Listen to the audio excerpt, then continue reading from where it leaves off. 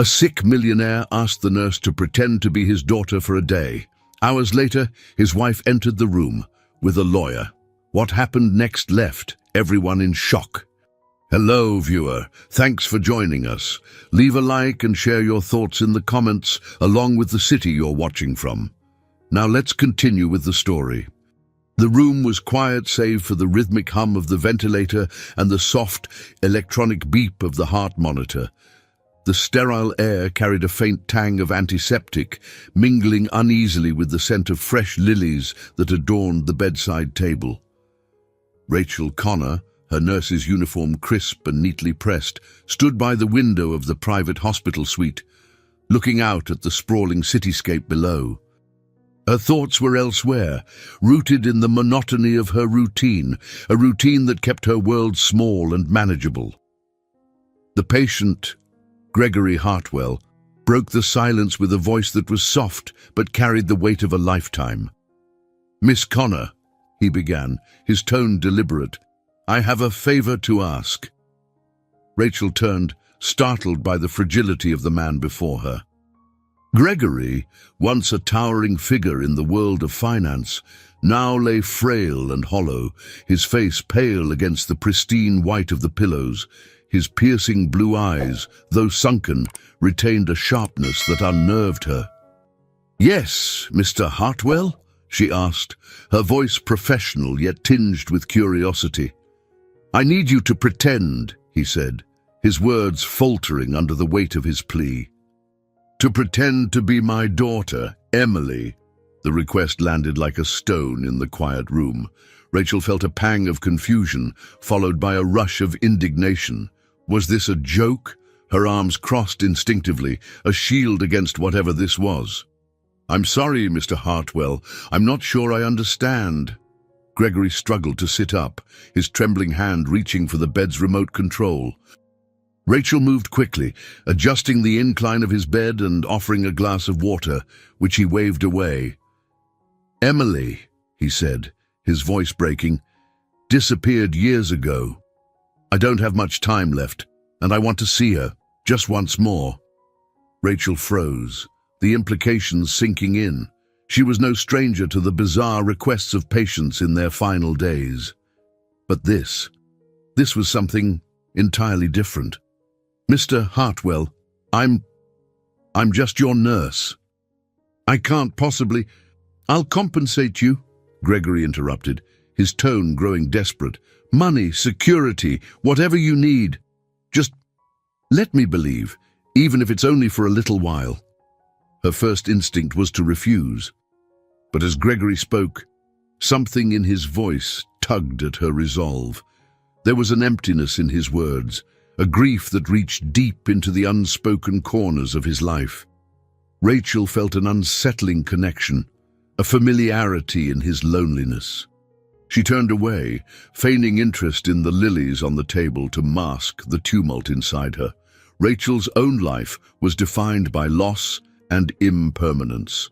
Raised in foster care, she'd spent her childhood yearning for a family, for someone to call her own. Now, in her mid-30s, she led a life of quiet solitude in a cramped apartment on the edge of the city. Her only confidant was a fellow foster kid turned schoolteacher, Clara, who lived 2 states away. Trust didn't come easily to Rachel. People, she'd learned, were rarely what they seemed. "I don't know, Mr. Hartwell," she said finally, turning back to face him. Her voice was gentle but firm. "This isn't ethical, and honestly, I don't think it's fair to either of us." Gregory's shoulders slumped, the fight draining out of him. "Fair," he repeated, a bitter smile flickering across his face. "Life has a way of making fair seem like a childish fantasy, doesn't it?" Rachel hesitated, the weight of his words pressing against her. She didn't know this man. Not really, but in his weary gaze, she saw a reflection of her own unspoken fears. The fear of leaving the world without having mattered to anyone. Gregory broke the silence again. "Emily was just a child when she disappeared. I was too busy chasing wealth to notice what mattered most. I can't change that now, but this This is my last chance to make peace with myself." The sincerity in his voice was undeniable. Rachel bit her lip, wrestling with the uncomfortable mix of pity and empathy swelling inside her. She wanted to say no, to walk out of the room and leave this mess behind, but another part of her, the part that still dreamed of belonging, hesitated. "What exactly are you offering?" she asked cautiously, unsure whether she was even willing to entertain the idea. Gregory's face softened, hope flickering in his tired eyes. "Enough to change your life," he said simply. "A fresh start, free from the struggle you've endured." Rachel's heart quickened. It wasn't the money, though she could certainly use it, but the idea of a fresh start was intoxicating. Still, the price he was asking was steep. Could she really step into someone else's shoes, even temporarily, and risk reopening wounds she'd spent years trying to heal? "I'll need time to think about it," she said finally, her voice barely above a whisper. Gregory nodded, his expression a mix of relief and resignation. "Take all the time you need, Miss Connor," he said, "but please don't take too long. Time is a luxury I no longer have." As Rachel left the room, the weight of his words followed her.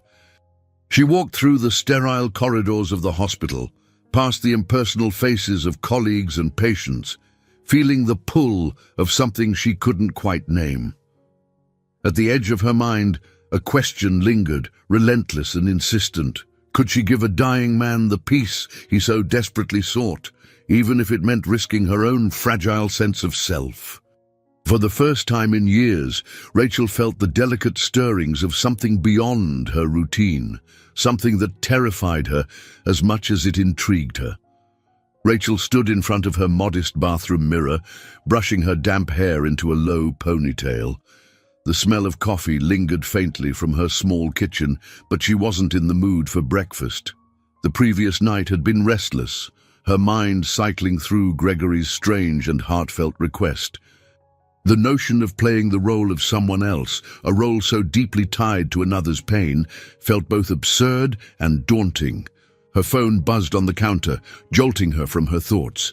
It was a message from Clara. "Morning, Ray, don't let work bury you. Call me later, I miss our chats." Rachel stared at the message longer than necessary.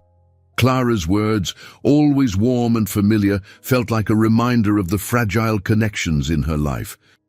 With a sigh, she slipped her phone into her bag and headed out the door, the brisk morning air a welcome reprieve from her crowded thoughts. At the hospital, the familiar routine of patient rounds provided some semblance of normalcy.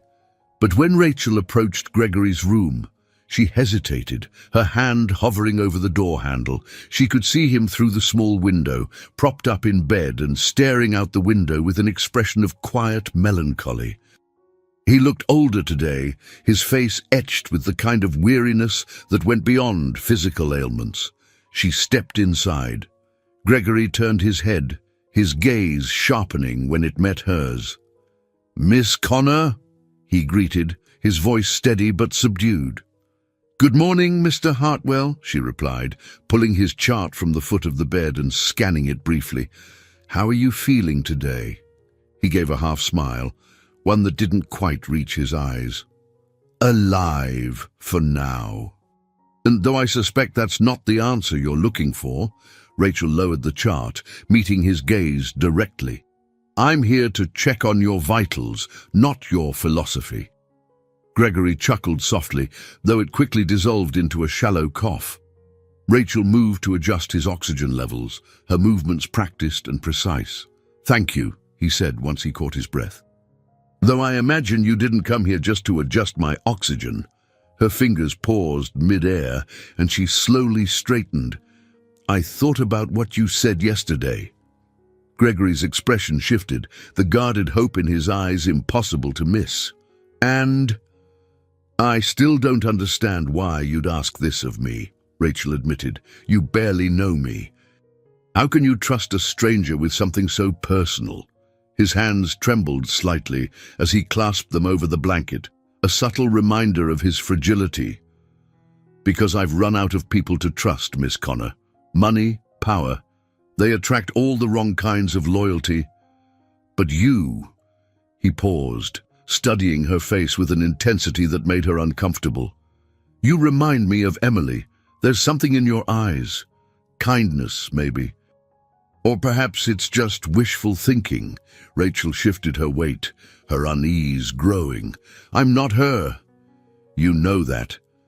Gregory nodded, his gaze distant now. Of course. But sometimes, when life has taken everything, even a shadow of what was lost can feel like salvation. The weight of his words hung between them. Rachel felt her resolve wavering, her usual defenses softening against the raw vulnerability in his voice.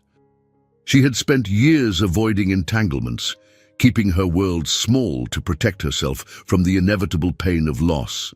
And yet, here she was, being pulled into the orbit of a man who seemed to embody that very pain. Tell me about her, Rachel said quietly, surprising herself with the question. Gregory blinked, as if startled by the invitation. He leaned back against the pillows, his voice softening as he began. Emily was everything I wasn't. Fearless, compassionate, always curious about the world. She loved animals, hated injustice. Even as a child, she had this way of making you believe in something bigger than yourself. He paused, his throat bobbing as he swallowed hard. And I failed her. I was too busy building an empire to see what she needed from me. Then one day, she was gone, vanished without a trace. Rachel's heart clenched at the raw pain in his words. Did you ever find out what happened? Gregory shook his head slowly. There were whispers, theories, a kidnapping, an accident. Evelyn, my wife, Emily's mother, blamed me, said I should have done more. Maybe she was right. Rachel didn't know what to say. She had no memories of her own parents, only fragmented images of foster homes and caseworkers. But the idea of being someone's center, only to lose that anchor, it was a kind of grief she couldn't fully comprehend. I'm sorry, she said finally. It felt inadequate, but it was all she had. Gregory offered a faint smile. Thank you, but it's not your pity I need, Miss Connor. It's your help. She looked away, conflicted. This isn't about me, she said softly, more to herself than to him. Maybe not, Gregory replied, but we all carry ghosts, don't we? The past has a way of finding us, no matter how far we try to run. His words struck a nerve. Rachel thought of her own ghosts, her childhood, the countless nights spent longing for a family that never came.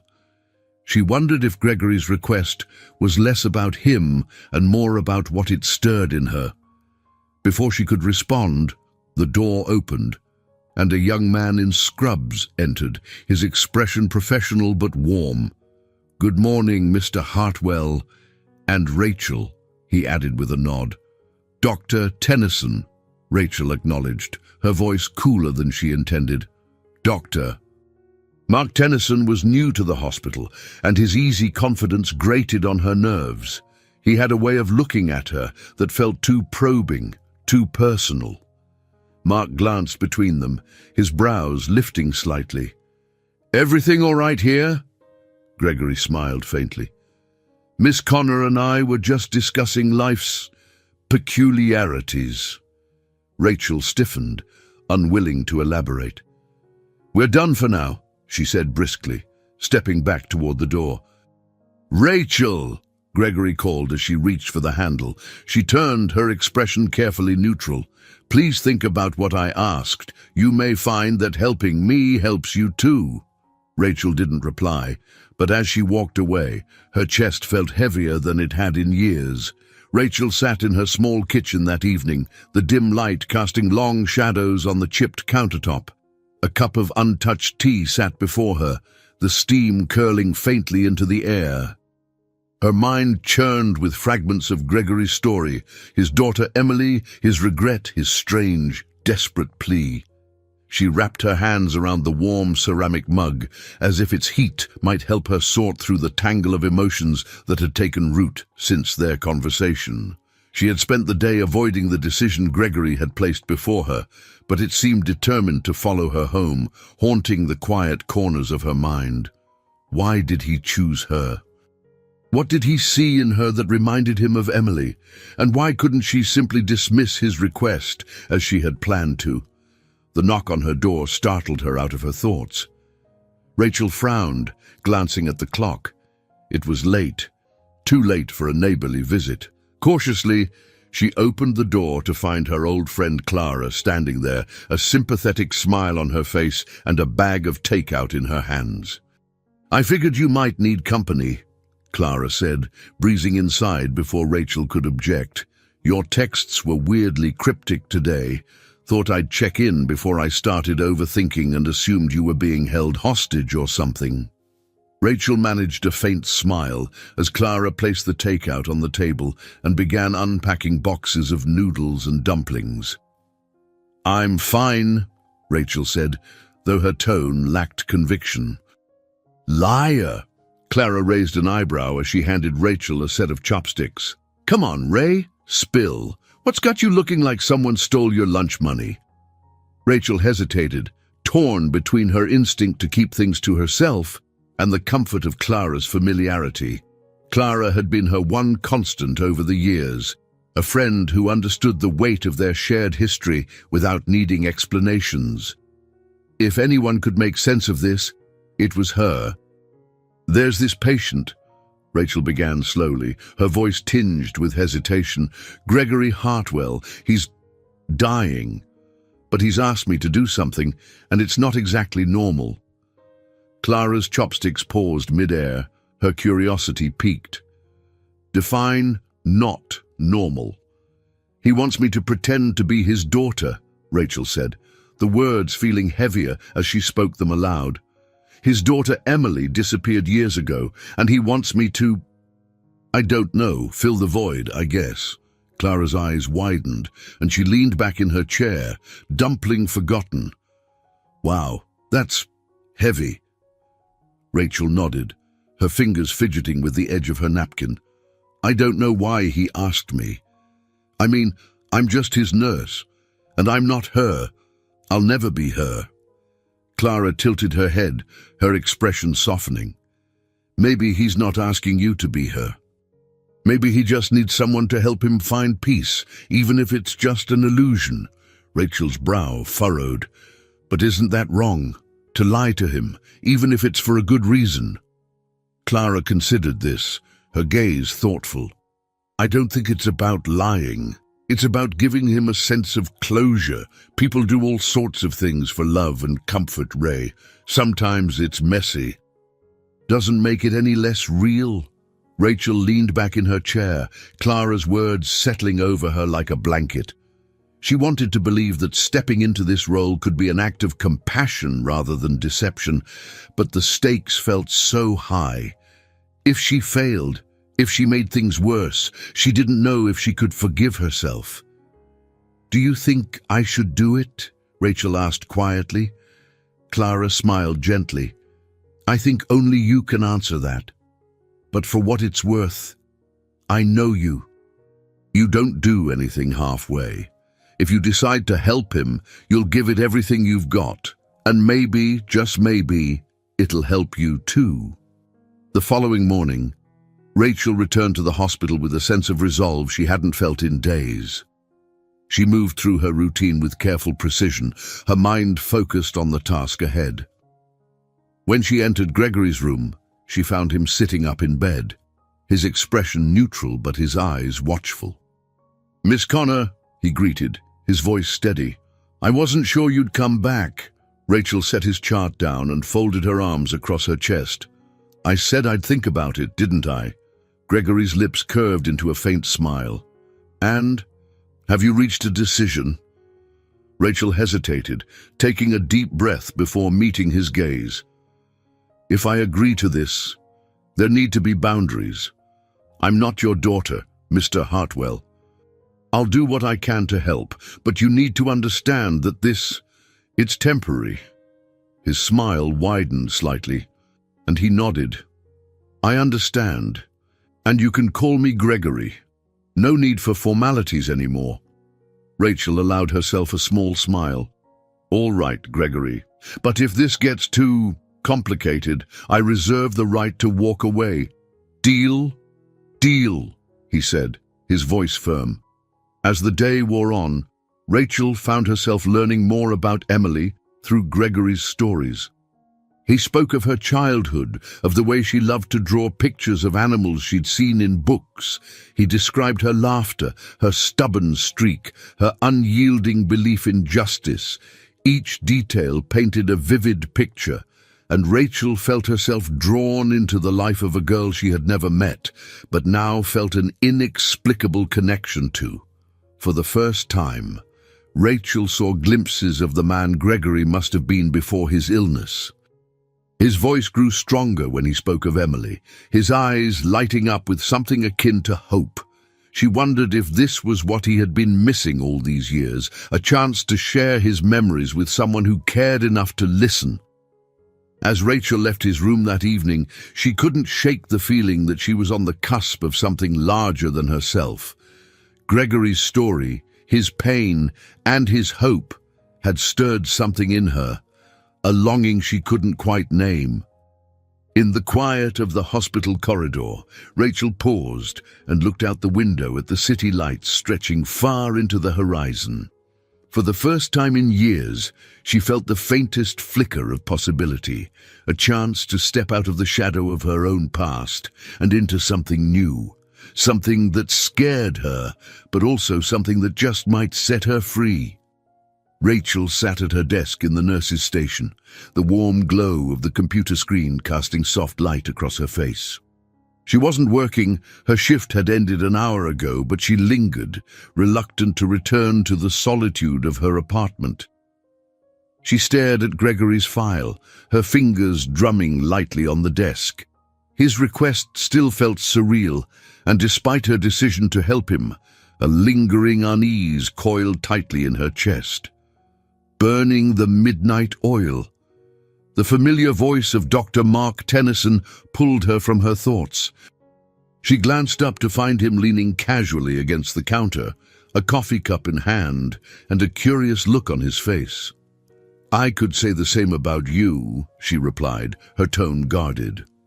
Mark had an infuriating knack for appearing at the most inconvenient moments, and she still wasn't sure what to make of him. "Paperwork waits for no one," he said with a shrug. "But something tells me you're not here for the charts." Rachel hesitated, debating how much to reveal. Mark's perceptiveness was both irritating and oddly reassuring, like a mirror she couldn't avoid. Finally, she sighed, "It's Gregory Hartwell. He's complicated." Mark raised an eyebrow. "He's dying. They tend to be." "It's more than that," Rachel said, closing the file and folding her arms across her chest. "He asked me to do something personal." Mark straightened slightly, his curiosity sharpening. "Personal? That doesn't sound like you." "It's not," she admitted, "but he's desperate, and I think he just needs someone to help him find peace." Mark studied her for a moment, his expression unreadable. "And you're that someone?" "Apparently," Rachel said, a hint of bitterness creeping into her voice. "Or at least, he seems to think so." Mark set his coffee down, his demeanor softening. "You know, you don't have to take on the weight of the world just because someone asks you to." "It's not that simple," Rachel snapped, surprising even herself with the force of her words. She immediately softened, her shoulders slumping. "Sorry, it's just, I don't know how to explain it. He's not like the others. There's something about him, something that feels familiar." Mark nodded slowly, his gaze thoughtful. Familiar can be dangerous. It can blur lines, make us see things that aren't really there. Rachel didn't respond. She wasn't sure she agreed with him, but his words stayed with her as she gathered her things and left the hospital. The next day, the tension in Gregory's room was palpable as Rachel walked in, A woman stood by the window, her silhouette sharp against the morning light streaming through the curtains. She was impeccably dressed in a tailored suit, her hair pulled back in a sleek bun. When she turned, Rachel immediately recognized her from the photos Gregory had shown her. Evelyn Hartwell, the woman introduced herself, her voice smooth and clipped. Her eyes were cold, assessing Rachel with the practiced scrutiny of someone used to being in control. "And you must be the nurse Gregory has been speaking so highly of." Rachel forced a polite smile, extending a hand. "Rachel Connor." "It's nice to meet you." Evelyn shook her hand briefly before turning her attention back to Gregory, who sat in his bed looking more frail than usual. His usual sharp wit was absent, replaced by a resigned weariness that made Rachel's chest tighten. "Gregory," Evelyn said, her tone crisp, "we need to talk about the will." Rachel felt a pang of discomfort at Evelyn's bluntness, but Gregory simply waved a hand weakly. "Not now, Evelyn. Not now." Evelyn's voice rose slightly, a flash of irritation breaking through her otherwise composed demeanor. "Gregory, time isn't exactly on your side. We need to finalize things before I die," Gregory interrupted, his voice quiet but firm. "Is that what you're here to remind me of, Evelyn?" Evelyn's jaw tightened, her lips pressing into a thin line. "I'm here to ensure that everything is handled properly. Someone has to—" Rachel shifted uncomfortably. Unsure whether to stay or leave, she glanced at Gregory, who caught her eye and gave a small nod, silently asking her to remain. She stepped back, folding her hands in front of her as Evelyn turned her icy gaze toward her. "And what exactly is your role in all this?" Evelyn asked, her tone pointed. Rachel met her gaze evenly, refusing to be intimidated. "I'm here to care for your husband." "That's all, is it?"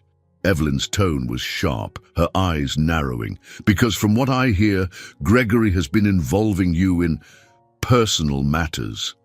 "Evelyn," Gregory said, his voice tinged with warning. "Leave her out of this." Evelyn ignored him, her focus fixed on Rachel. "You should know, Miss Connor, that my husband has a tendency to blur boundaries. If you've become entangled in his whims, I suggest you reconsider." Rachel's stomach churned, but she kept her expression neutral. "I assure you, Mrs. Hartwell, I know my role here." "Good," Evelyn said, her tone dismissive. She turned back to Gregory, her voice softening slightly. "I'm only trying to help, Gregory. You may not care about your legacy, but I do." Gregory didn't respond, his gaze fixed on the window. The room fell into an uneasy silence, broken only by the faint hum of the medical equipment. Finally, Evelyn sighed and gathered her things. She paused by the door, glancing back at Rachel. "Take care of him," she said, her voice devoid of warmth. Then she was gone, her heels clicking sharply against the tiled floor. Rachel exhaled slowly, the tension in her shoulders easing as the door closed behind Evelyn. She turned to Gregory, who looked more exhausted than ever. "Are you all right?" she asked gently. Gregory gave a faint smile, though it didn't reach his eyes. "Don't mind Evelyn. She's always been more concerned with appearances than people." Rachel hesitated, her earlier resolve flickering. "She's not wrong to be concerned, though, about your legacy, I mean." Gregory chuckled weakly. "Legacy is just a fancy word for guilt, Miss Connor. Evelyn and I both have plenty of it to go around." Rachel frowned, unsure how to respond. Gregory's words carried the weight of a man who had spent a lifetime chasing things that now felt hollow. She wondered if his request was less about finding peace and more about rewriting the story he would leave behind. For the rest of the day, Rachel couldn't shake the feeling that she was standing at the edge of something vast and uncertain. Gregory's world, Evelyn's mistrust, and her own doubts swirled together like a storm gathering in the distance. And yet, despite her fear, she couldn't bring herself to walk away. The hospital cafeteria was a cacophony of soft conversations, the clatter of utensils against plates, and the low hum of the coffee machine. Rachel sat at a corner table, her hands wrapped around a cup of coffee that had long gone cold. The events of the previous day weighed heavily on her. Evelyn Hartwell's sharp words and cold demeanor still echoed in her mind, but it was Gregory's tired resignation that lingered the most. Her thoughts were interrupted by the sound of a tray being placed on the table. Rachel looked up to see Dr. Mark Tennyson sitting across from her, a sandwich and a bottle of water in front of him. "You look like you've seen a ghost," he said, his tone light but his gaze probing. Rachel gave a faint smile, though it didn't reach her eyes. "Just a long day," she replied, not offering more. Mark unwrapped his sandwich and took a bite, his movements unhurried. He studied her for a moment before speaking. "You've been spending a lot of time with Gregory Hartwell." Rachel stiffened slightly, unsure where this was going. "He's my patient," she said carefully. "He's also complicated," Mark said, echoing her own words from their previous conversation. "And from what I've seen, he's taken a particular interest in you." Rachel frowned, her fingers tightening around her coffee cup. "What are you getting at?" Mark leaned forward slightly, his tone softening. "I'm just saying, be careful. Gregory's a man with a lot of regrets and even more baggage. Getting too close to that, it can get messy." Rachel's gaze sharpened. "You think I don't know that?" Mark held her gaze, his expression unreadable. "I think you care more than you let on. And that's not a bad thing, Rachel. Just don't lose yourself in the process." His words struck a nerve, but Rachel didn't let it show. She took a slow sip of her coffee, her mind churning. She hated how easily Mark could read her, how his concern felt both genuine and intrusive. "I can take care of myself," she said finally, her voice steady. Mark nodded, his expression softening into something almost resembling a smile. "I don't doubt it." Rachel stood outside Gregory's room later that afternoon, her hand on the doorknob. She took a deep breath, steadying herself before pushing the door open. Gregory was sitting up in bed, a book resting on his lap. He looked up as she entered, a small smile crossing his face. "Miss Connor," he greeted. "To what do I owe the pleasure?" Rachel set her bag on the chair and approached the bed. "I wanted to talk to you about everything," she said, her tone cautious. Gregory closed his book, his expression growing serious. "Go on." Rachel hesitated, searching for the right words. "I've been thinking about what you asked me, about being Emily." Gregory's gaze softened, and he nodded, waiting for her to continue. "I need to understand why," Rachel said, her voice steady but tinged with uncertainty. "Why me? Why now?" "I can't do this if I don't understand," Gregory sighed, his shoulders slumping slightly. "You remind me of her," he said simply, "not just in the way you look, but in the way you carry yourself. There's a kindness in you, a strength that I haven't seen in years." Rachel frowned, her arms crossing over her chest. "But I'm not her, you know that. How can pretending to be her help?" "It's not about replacing her," Gregory said, his voice filled with quiet conviction. "It's about closure. I've spent years haunted by what happened, by what I lost. This is my chance to make peace with it." Rachel's chest tightened at the raw vulnerability in his words. She could see the desperation in his eyes, the weight of years of regret pressing down on him. "And what about me?" she asked softly. "What does this do to me?" Gregory's expression faltered, and he looked away, his gaze fixed on the window. "I can't promise this won't be difficult," he admitted, "but I can promise that it will mean something, to me and maybe even to you." Rachel's heart ached at the sincerity in his voice. She thought of her own past, of the years she had spent longing for connection, for a sense of belonging. Gregory's request scared her, but it also stirred something deep within her, a flicker of hope that she hadn't felt in years. "I'll do it," she said finally, her voice barely above a whisper, "but only if we're honest with each other. No pretending beyond what's necessary." Gregory's eyes brightened, and he nodded, his relief palpable. "Thank you," he said, his voice thick with emotion. "You have no idea what this means to me." Rachel forced a small smile, though her chest felt heavy with the weight of what she had just agreed to. "Let's take it one step at a time," she said. "We'll figure this out together." That evening, Rachel sat in her apartment, staring at an old photo she had kept tucked away in a drawer for years. It was a faded Polaroid of herself as a child, holding a stuffed rabbit with one ear missing. She had found it in a box of things left behind at one of her foster homes and had kept it ever since, though she didn't know why. She thought of Gregory's stories about Emily, of the way his eyes lit up when he spoke of her. Rachel wondered if her own parents had ever spoken of her like that, if they had ever missed her the way Gregory missed Emily. Her phone buzzed on the table, pulling her from her thoughts. It was a message from Clara. "Whatever you decide, Ray, you're stronger than you think. Don't let fear make your choices for you." Rachel smiled faintly, her friend's words resonating in a way she hadn't expected.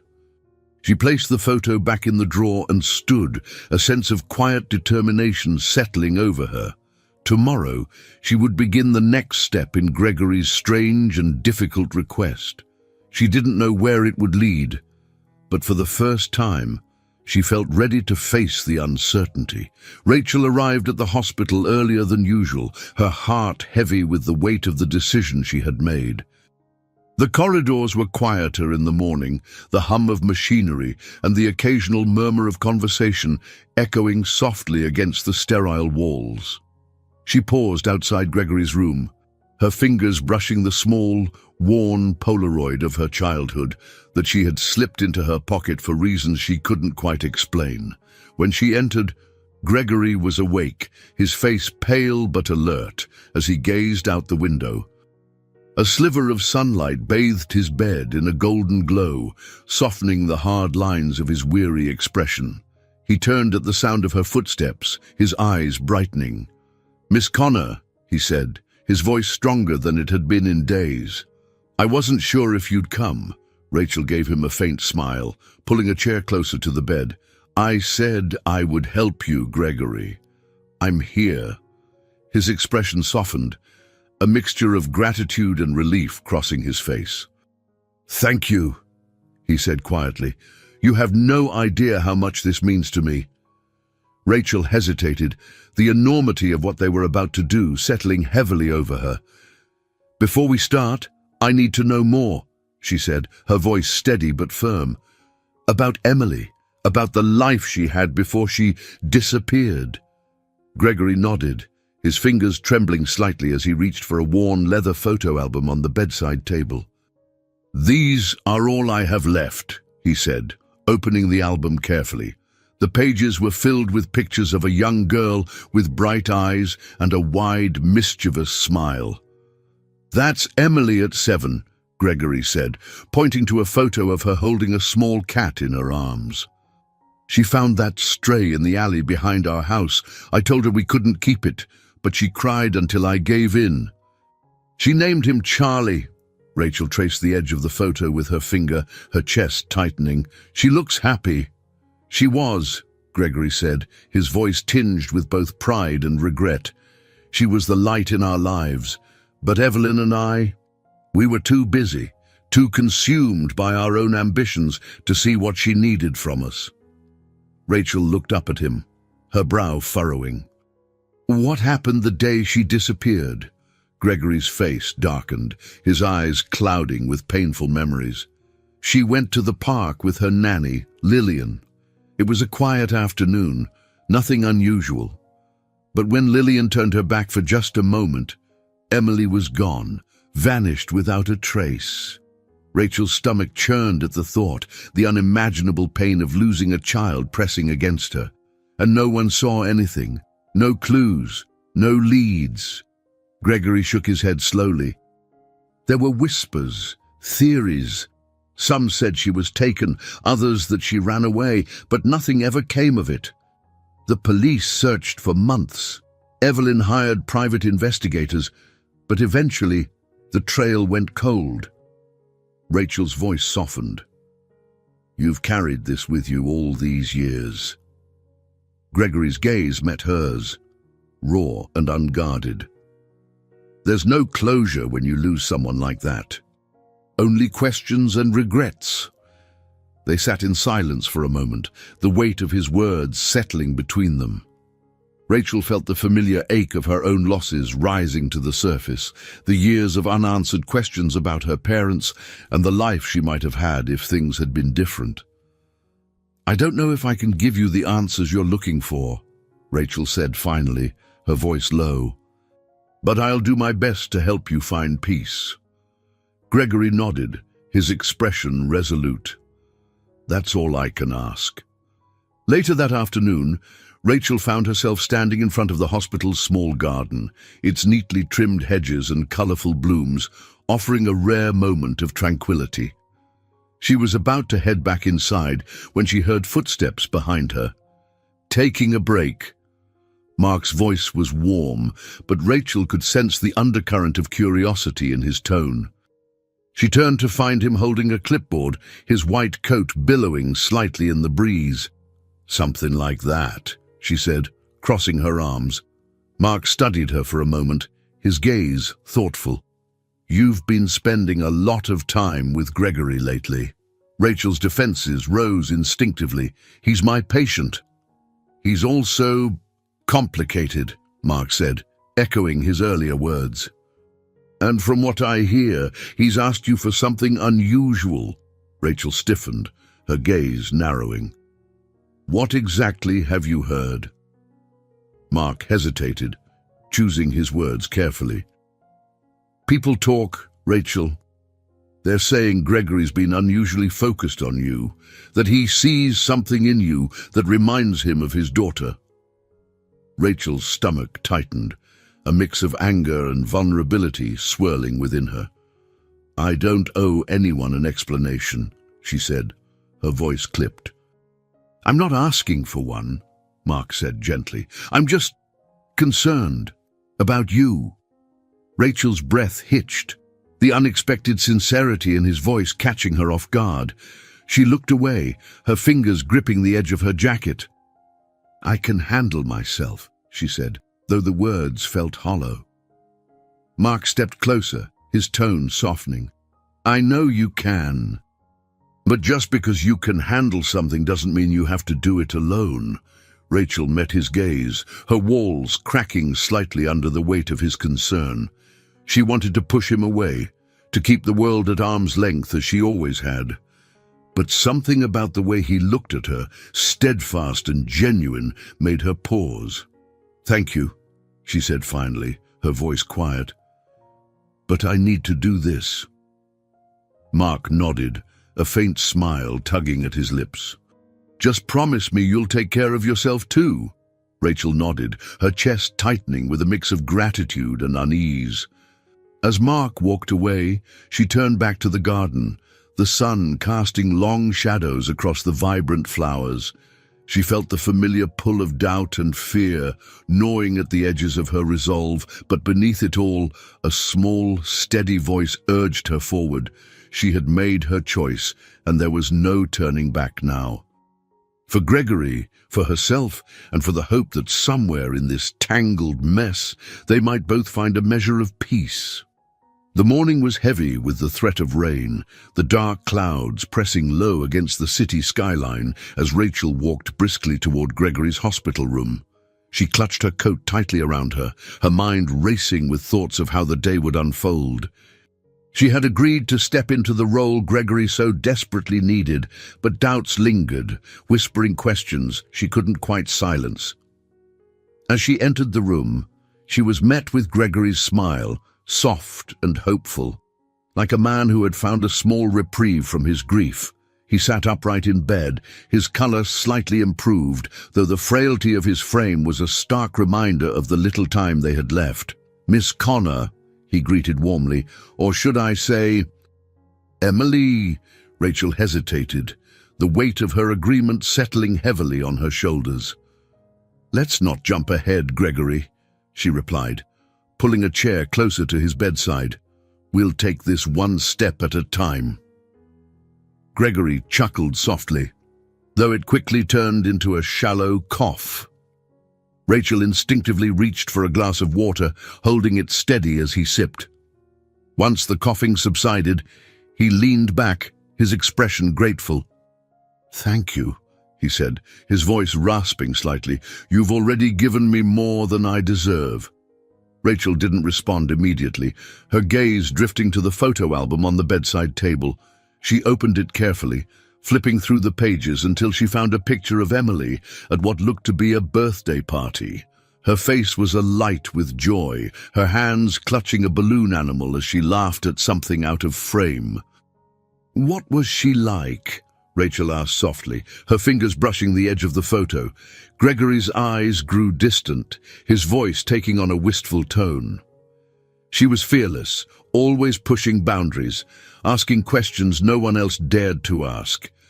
She had this way of making you feel like you were the most important person in the world, even if she was just a little girl." Rachel smiled faintly, the image of Emily in her mind growing clearer with each story Gregory shared. But beneath the warmth of his memories, she felt the sharp edges of her own doubts. Could she truly step into this role? Could she offer Gregory the closure he sought without losing herself in the process? As the day progressed, Rachel found herself slipping deeper into the persona Gregory needed. It began with small things, responding to Emily's name when he called, asking questions about the places he remembered from her childhood. Gregory's face would light up with each interaction, his voice growing stronger as he recounted tales of Emily's adventures. But as the hours wore on, the lines between reality and pretense began to blur. Gregory spoke to her not as a stand-in, but as if she truly were his daughter, returned after all these years. Rachel felt the weight of his trust pressing against her, the enormity of what she had taken on becoming increasingly clear. Late in the afternoon, Evelyn swept into the room, her presence as sharp and cold as the wind outside. She was dressed impeccably as always, her eyes narrowing as they fell on Rachel seated by Gregory's side. "What's this?"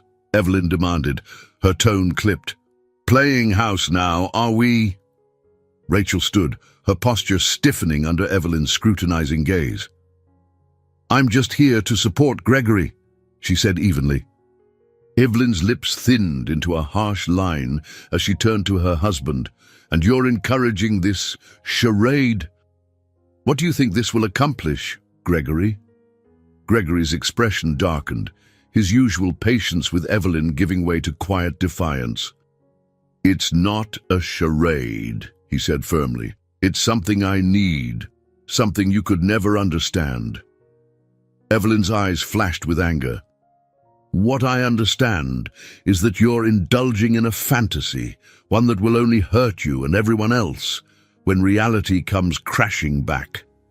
Rachel felt the sting of Evelyn's words, but Gregory remained resolute. "Reality is already cruel enough, Evelyn. If this gives me peace in my final days, then so be it." Evelyn's gaze flicked back to Rachel, her expression calculating. "And you? Are you so eager to play this part? Do you even know what you're getting into?" Rachel met Evelyn's glare with a steady gaze, though her heart raced in her chest. "I know exactly what I'm doing. Gregory asked for my help, and I agreed. This isn't about me or you. It's about him." Evelyn scoffed, her voice dripping with disdain. "You think you're helping him? You're feeding a lie, one that will only deepen his regrets when it all falls apart." "Enough!" Gregory said sharply, his voice carrying an authority that silenced the room. "I won't have you undermining this. Not here. Not now." Evelyn looked as though she might argue, but something in Gregory's tone stopped her. She huffed softly, her gaze hardening as she turned on her heel and strode toward the door. "Do what you will," she said coldly. "But don't say, 'I didn't warn you.'" The door closed behind her with a sharp click, leaving Rachel and Gregory in a tense silence. Rachel sank back into her chair, her hands trembling slightly. "I'm sorry about that," Gregory said after a moment, his voice weary. "Evelyn has always had a way of making things difficult."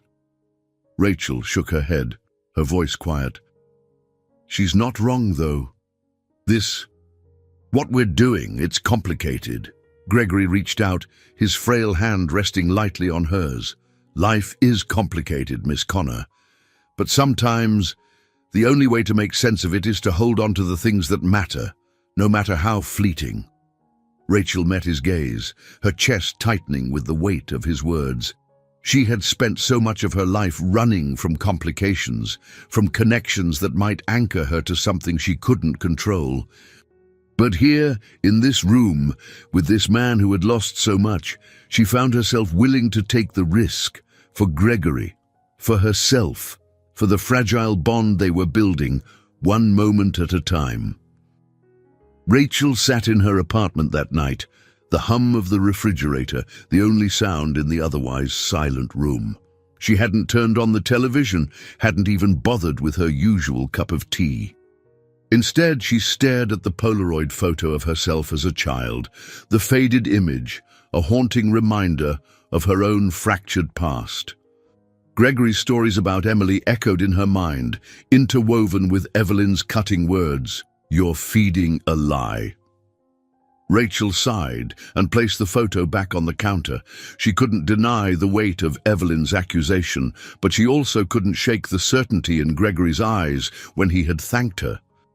Maybe, and for once, the truth wasn't as black and white as she wanted it to be. The next morning, Rachel arrived at the hospital with a renewed determination. Gregory's fragile hope had taken root in her, and while she knew the risks, she couldn't bring herself to turn away. The role she had agreed to play wasn't just for him anymore. It was for the part of herself that still yearned to be needed. When she entered his room, she found him poring over a leather-bound journal, his thin fingers carefully turning the pages.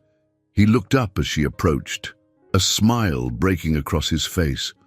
"Emily," he said softly, his voice filled with a warmth that made Rachel's chest tighten. She hesitated for the briefest moment before stepping closer. "Good morning, Dad," she said, the word tasting unfamiliar, yet not unwelcome. Gregory's smile widened, and he gestured for her to sit. "I was just looking through some old memories," he said, tapping the journal. "Things I thought I'd forgotten." Rachel took the chair beside him, her gaze drifting to the journal. "What kind of memories?" He opened the book to a page filled with faded writing and a crude drawing of a house surrounded by stick figures. "Emily drew this when she was 6, he said, his voice tinged with both pride and sadness. "She said it was our family, her, me, Evelyn, and even the nanny." Rachel traced the edges of the drawing with her eyes. "It's beautiful." "She had a gift for seeing beauty in everything," Gregory said, his voice growing wistful. "Even in the cracks of our family." Rachel hesitated, unsure if she should ask the question that had been pressing on her since Evelyn's outburst. "What happened between you and Evelyn?" After Emily disappeared, Gregory's face darkened, his hand hovering over the journal. "We broke," he said simply. "Evelyn blamed me. I blamed her. The truth is, we were both too consumed by our own pain to see each other, let alone heal together." He looked at Rachel, his gaze steady but heavy with regret. "Evelyn built walls to protect herself. I buried myself in my work. And in the end, we both lost more than just Emily." Rachel nodded, the weight of his words settling over her. She thought of Evelyn's cold demeanor, the sharp edges of her personality. Maybe those walls Gregory spoke of were all Evelyn had left to shield herself from the unbearable weight of her own grief. Before Rachel could respond, the door opened, and Dr. Mark Tennyson entered, clipboard in hand. His expression brightened slightly when he saw Rachel, though his gaze quickly flickered to Gregory. "Good morning, Mr. Hartwell," Mark said, his tone professional but warm. "How are we feeling today?" "Better," Gregory replied, his smile faint but genuine. "Having Emily here helps." Mark's eyebrows lifted slightly, and Rachel braced herself for a comment, but to her surprise, he simply nodded, making a note on his clipboard. "I'm glad to hear it," he said, his tone carefully neutral. As he checked Gregory's vitals, Rachel watched him closely, noting the way his jaw tightened ever so slightly when Gregory referred to her as Emily. When Mark finished his assessment, he turned to Rachel, his gaze lingering. "Can I talk to you for a moment?" he asked, his voice low but firm. Rachel glanced at Gregory, who gave her a reassuring nod. She followed Mark into the hallway, the air between them charged with unspoken tension. "What are you doing, Rachel?" Mark asked as soon as the door closed behind them. His voice was calm, but there was a sharp edge to it. "This isn't you." Rachel folded her arms, meeting his gaze head-on. "You don't know what this is," she said evenly. "You don't understand." "Then explain it to me," Mark said, his frustration evident. "Because from where I'm standing, you're crossing lines you shouldn't be crossing." Rachel took a deep breath, her emotions threatening to spill over. "Gregory needs this," she said, her voice quieter now. "He's dying, Mark. And if pretending to be his daughter gives him even a little peace, then who am I to deny him that?" Mark shook his head, his expression a mixture of disbelief and concern. "And what about you? What happens to you when this is all over? You think you can just walk away from this without it affecting you?" Rachel hesitated, the question cutting deeper than she wanted to admit. "I don't know," she said finally. "But I can't stand by and do nothing while he's in so much pain." Mark's gaze softened, and he took a step closer. "Rachel, you have one of the biggest hearts of anyone I've ever met, but you can't save everyone. Sometimes, trying to save someone else means losing yourself." She looked away, his words striking a chord she wasn't ready to confront. "I appreciate your concern, Mark," she said, her voice steady despite the turmoil inside her. "But this is my choice." Mark sighed, his shoulders slumping slightly. "Just promise me you'll be careful," he said, his tone gentler now. "I don't want to see you get hurt." Rachel nodded, though she couldn't bring herself to meet his gaze. "I'll be fine," she said, more for herself than for him. As she returned to Gregory's room, Rachel couldn't shake Mark's words. They lingered in the back of her mind like a shadow, a reminder of the precarious line she was walking. But when she saw the smile on Gregory's face, the warmth in his eyes as he greeted her, she pushed those doubts aside.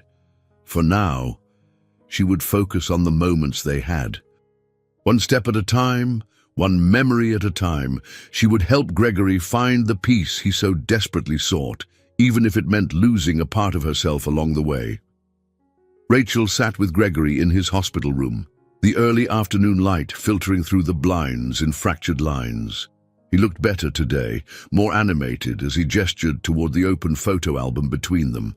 His voice was steadier too, though it occasionally faltered under the weight of emotion. "This was her favorite park," Gregory said, pointing to a photo of Emily sitting on a swing. "We used to go there every Saturday. I'd push her for what felt like hours. She'd laugh and beg me not to stop." Rachel smiled faintly, tracing the edges of the photo with her fingers. She could almost hear the laughter Gregory described, almost feel the bond that once existed between him and his daughter. "She looks so happy," Rachel said softly. "She was," Gregory replied, his tone tinged with wistfulness, "before the world decided to take her away." The room fell quiet, the weight of his grief settling between them like a heavy fog. Rachel hesitated before speaking, her voice careful. Do you ever think there's still a chance she's out there somewhere? Gregory's gaze shifted to the window, his expression distant. I used to think that, he admitted. For years, I held on to the hope that she'd come back, that I'd wake up one day and she'd be standing in the doorway, smiling like nothing had happened. But as the years went by, his voice faltered, and he closed his eyes briefly. Hope started to feel like a cruel joke. Rachel's chest tightened, her own memories stirring painfully. She thought of the endless nights she'd spent as a child, staring at the ceiling of yet another foster home, wondering if her parents were out there somewhere, thinking of her. That ache of longing, of never knowing, was something she and Gregory shared, though neither of them said it aloud. I think hope is what keeps us going, even when it feels impossible, Rachel said finally, her voice quiet but firm. Even if it hurts. Gregory looked at her, his gaze softening. You're a remarkable woman, Rachel, he said, using her real name for the first time in days. I don't know what I'd do without you. Before Rachel could respond, the door opened abruptly, and Evelyn strode in, her heels clicking sharply against the tile floor. She stopped short at the sight of Rachel sitting so close to Gregory, her eyes narrowing. Am I interrupting? Evelyn asked, her tone cutting. Rachel straightened, forcing a neutral expression. Not at all. We were just talking. Evelyn's gaze shifted to Gregory, her lips pressing into a thin line. We need to discuss the estate, she said. The lawyers are pressuring me for answers. Gregory sighed heavily, his momentary warmth dissipating. Evelyn, must we do this now? Yes, we must, Evelyn snapped, her frustration barely concealed. You've been avoiding this for weeks, Gregory. It's time to make decisions. Rachel rose from her chair, sensing that this was a conversation she didn't need to be part of. I'll give you two some privacy, she said, moving toward the door. Stay, Gregory said firmly, his eyes meeting hers. You've been part of this from the beginning, Rachel. I want you here. Evelyn bristled, her glare shifting between them. Part of this? What exactly is she part of, Gregory? Gregory's expression hardened, a rare defiance in his usually gentle demeanor. Rachel is helping me. She's the only one who's been willing to listen, to give me what I need. And what exactly is that? Evelyn demanded, her voice rising. Another fantasy, another lie to make yourself feel better. Enough, Evelyn, Gregory said sharply. This isn't about you or your need for control. This is about me and what little time I have left. Rachel felt the tension in the room tighten like a coiled spring, the cracks in their fractured relationship laid bare. She hesitated, unsure whether to intervene or let them work through their argument. Evelyn's voice softened, but her tone remained bitter. I've spent my entire life trying to hold this family together, Gregory. While you buried yourself in your work and your guilt, I was the one left to pick up the pieces. Gregory's gaze dropped, a flicker of shame crossing his face. I know I failed you, Evelyn. I failed both of you. But that doesn't mean I don't deserve this, one chance to make peace with my mistakes. Rachel's heart ached at the raw vulnerability in his words. Evelyn's expression faltered for a moment, a crack in her icy exterior that revealed a glimpse of the pain she carried. This isn't just about you, Gregory, Evelyn said finally, her voice trembling slightly. You're not the only one who lost her. The room fell into a heavy silence, the weight of shared grief settling over them. Rachel shifted uncomfortably, feeling like an intruder in a moment that was far too personal. I'll step out, Rachel said softly, moving toward the door. Gregory didn't stop her this time. As she left, she caught one last look at him, his face etched with exhaustion and regret. Evelyn stood by the window, her back to him, her posture rigid. Rachel wandered the hospital corridors, her mind churning with the argument she had just witnessed. It was clear that Gregory and Evelyn's wounds ran deeper than she had realized, their grief intertwined with years of resentment and unspoken truths. She found herself in the small hospital garden, the crisp autumn air a welcome relief from the stifling tension of the room. She sat on a bench beneath a sprawling oak tree, her gaze fixed on the ground. "Rachel," a voice said, pulling her from her thoughts. She looked up to see Mark standing a few feet away, his expression a mix of concern and curiosity. "You okay?" he asked, taking a seat beside her. Rachel nodded, though her shoulders sagged. "It's just a lot," she admitted. "Gregory, Evelyn, there's so much pain there, and I don't know if I'm helping or just making it worse." Mark leaned forward, resting his elbows on his knees. "You're doing what you think is right," he said. "That's more than most people would do." Rachel sighed, her hands fidgeting in her lap. "Sometimes I wonder if Evelyn's right, if I'm just feeding Gregory's fantasies, giving him false hope." Mark looked at her, his gaze steady. "Hope isn't false just because it hurts. Sometimes it's the only thing that keeps us going." Rachel met his gaze, her chest tightening at the sincerity in his voice. "I just want to do the right thing," she said softly. "You are," Mark said simply, "even if it doesn't feel like it." Rachel didn't respond, but as they sat together in the quiet garden, she felt a small measure of comfort. The road ahead was uncertain, the cracks beneath the surface growing deeper with every step, but for now, she would keep moving forward, one fragile bond at a time. Rachel returned to Gregory's room the next morning, bracing herself for whatever aftermath had unfolded between him and Evelyn after she left. The air felt heavy as she pushed open the door. Gregory sat upright in bed, but his usually vibrant blue eyes looked clouded, distant. The journal he so often clung to was closed on his lap, his hands resting over it as though guarding something precious. "Good morning," Rachel said cautiously, setting her bag down on the chair. She studied his face, searching for a trace of the man who had found solace in sharing Emily's memories. Gregory looked up, his expression softening slightly. "Rachel," he said, his voice weaker than usual. "I was starting to think you might not come back." She smiled faintly, pulling her chair closer to his bedside. "I'm here. I told you I wouldn't leave." His lips curved into a faint smile, but it didn't reach his eyes. "You've already stayed longer than most." Rachel ignored the pang his words caused, choosing instead to focus on what had been left unsaid. "How did things go with Evelyn?" she asked, her tone careful. Gregory sighed heavily, his gaze drifting toward the window. "She's angry, always angry, but beneath it, there's sadness too, so much sadness." He paused, his voice growing quieter. "I think she's afraid." "Afraid of what?" Rachel pressed gently.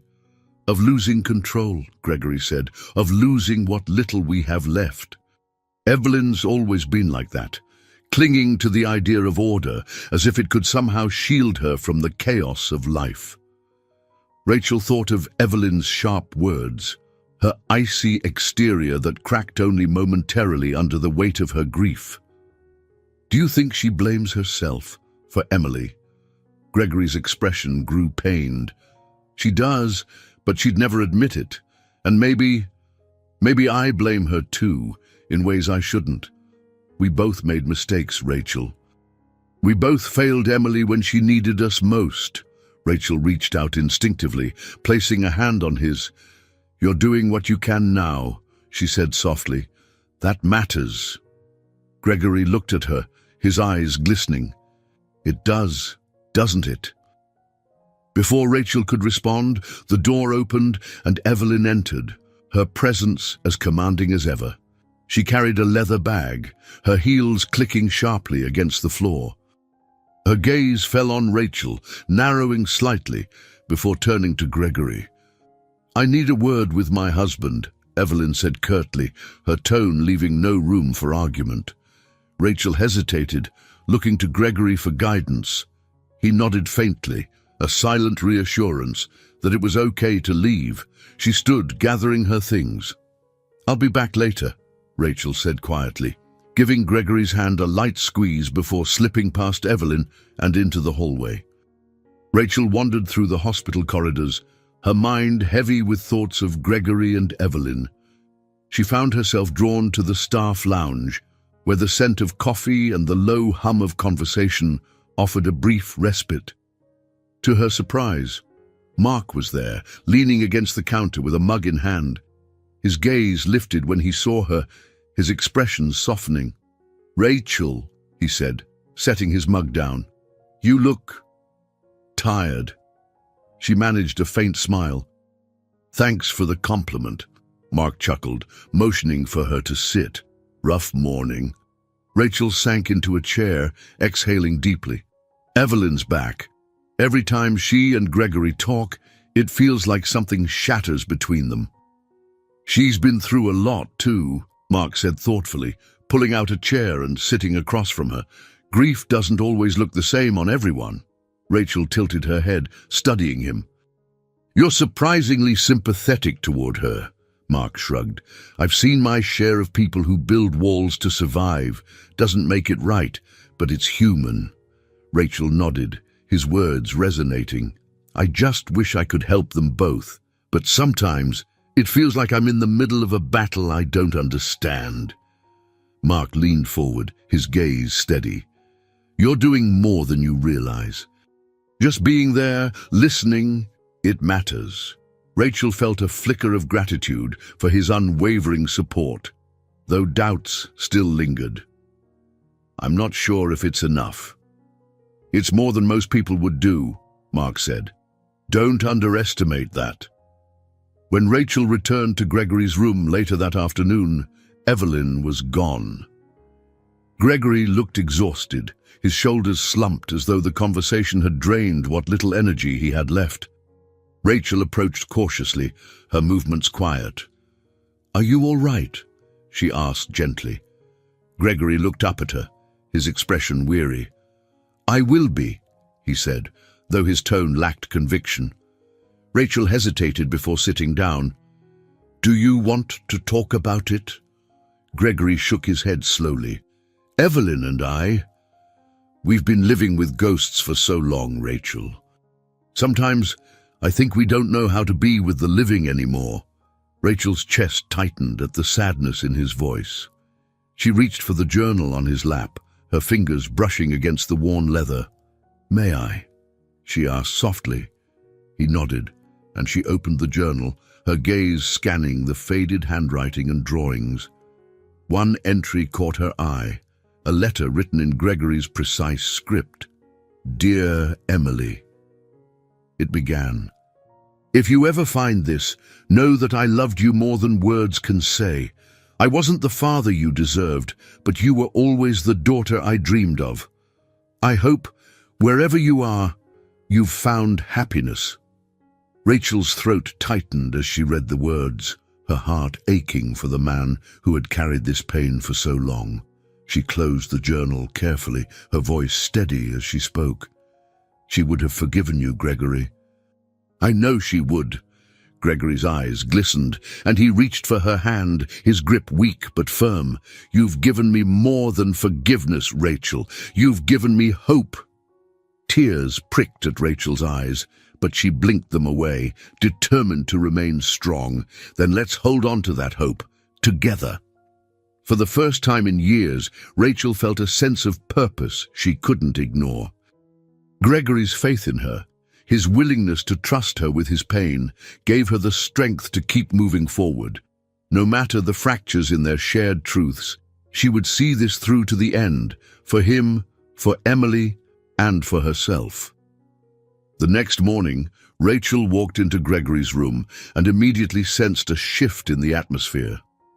Gregory seemed unusually subdued, his hands resting idly on the closed photo album in his lap.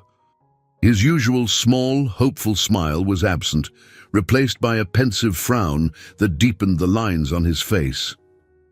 "Good morning," Rachel said softly, setting her bag on the chair. Gregory looked up, offering a faint nod. "Morning, Rachel." She sat beside him, studying his face. "You seem distracted today. Is everything all right?" He hesitated, his fingers tapping lightly against the leather cover of the album. "Evelyn and I talked yesterday," he said finally, his voice carrying a note of reluctance. "It wasn't easy." Rachel leaned forward, her brow furrowing. "Do you want to tell me about it?" Gregory sighed, his gaze drifting to the window. "She brought up things I haven't allowed myself to think about for years. Decisions we made, mistakes we can't undo." Rachel waited, sensing he needed space to gather his thoughts. When he spoke again, his voice was heavy with emotion. "Evelyn accused me of living in the past," he said. "She's not wrong. I've spent so long clinging to the memories of Emily that I haven't truly lived since she disappeared." Rachel's chest tightened.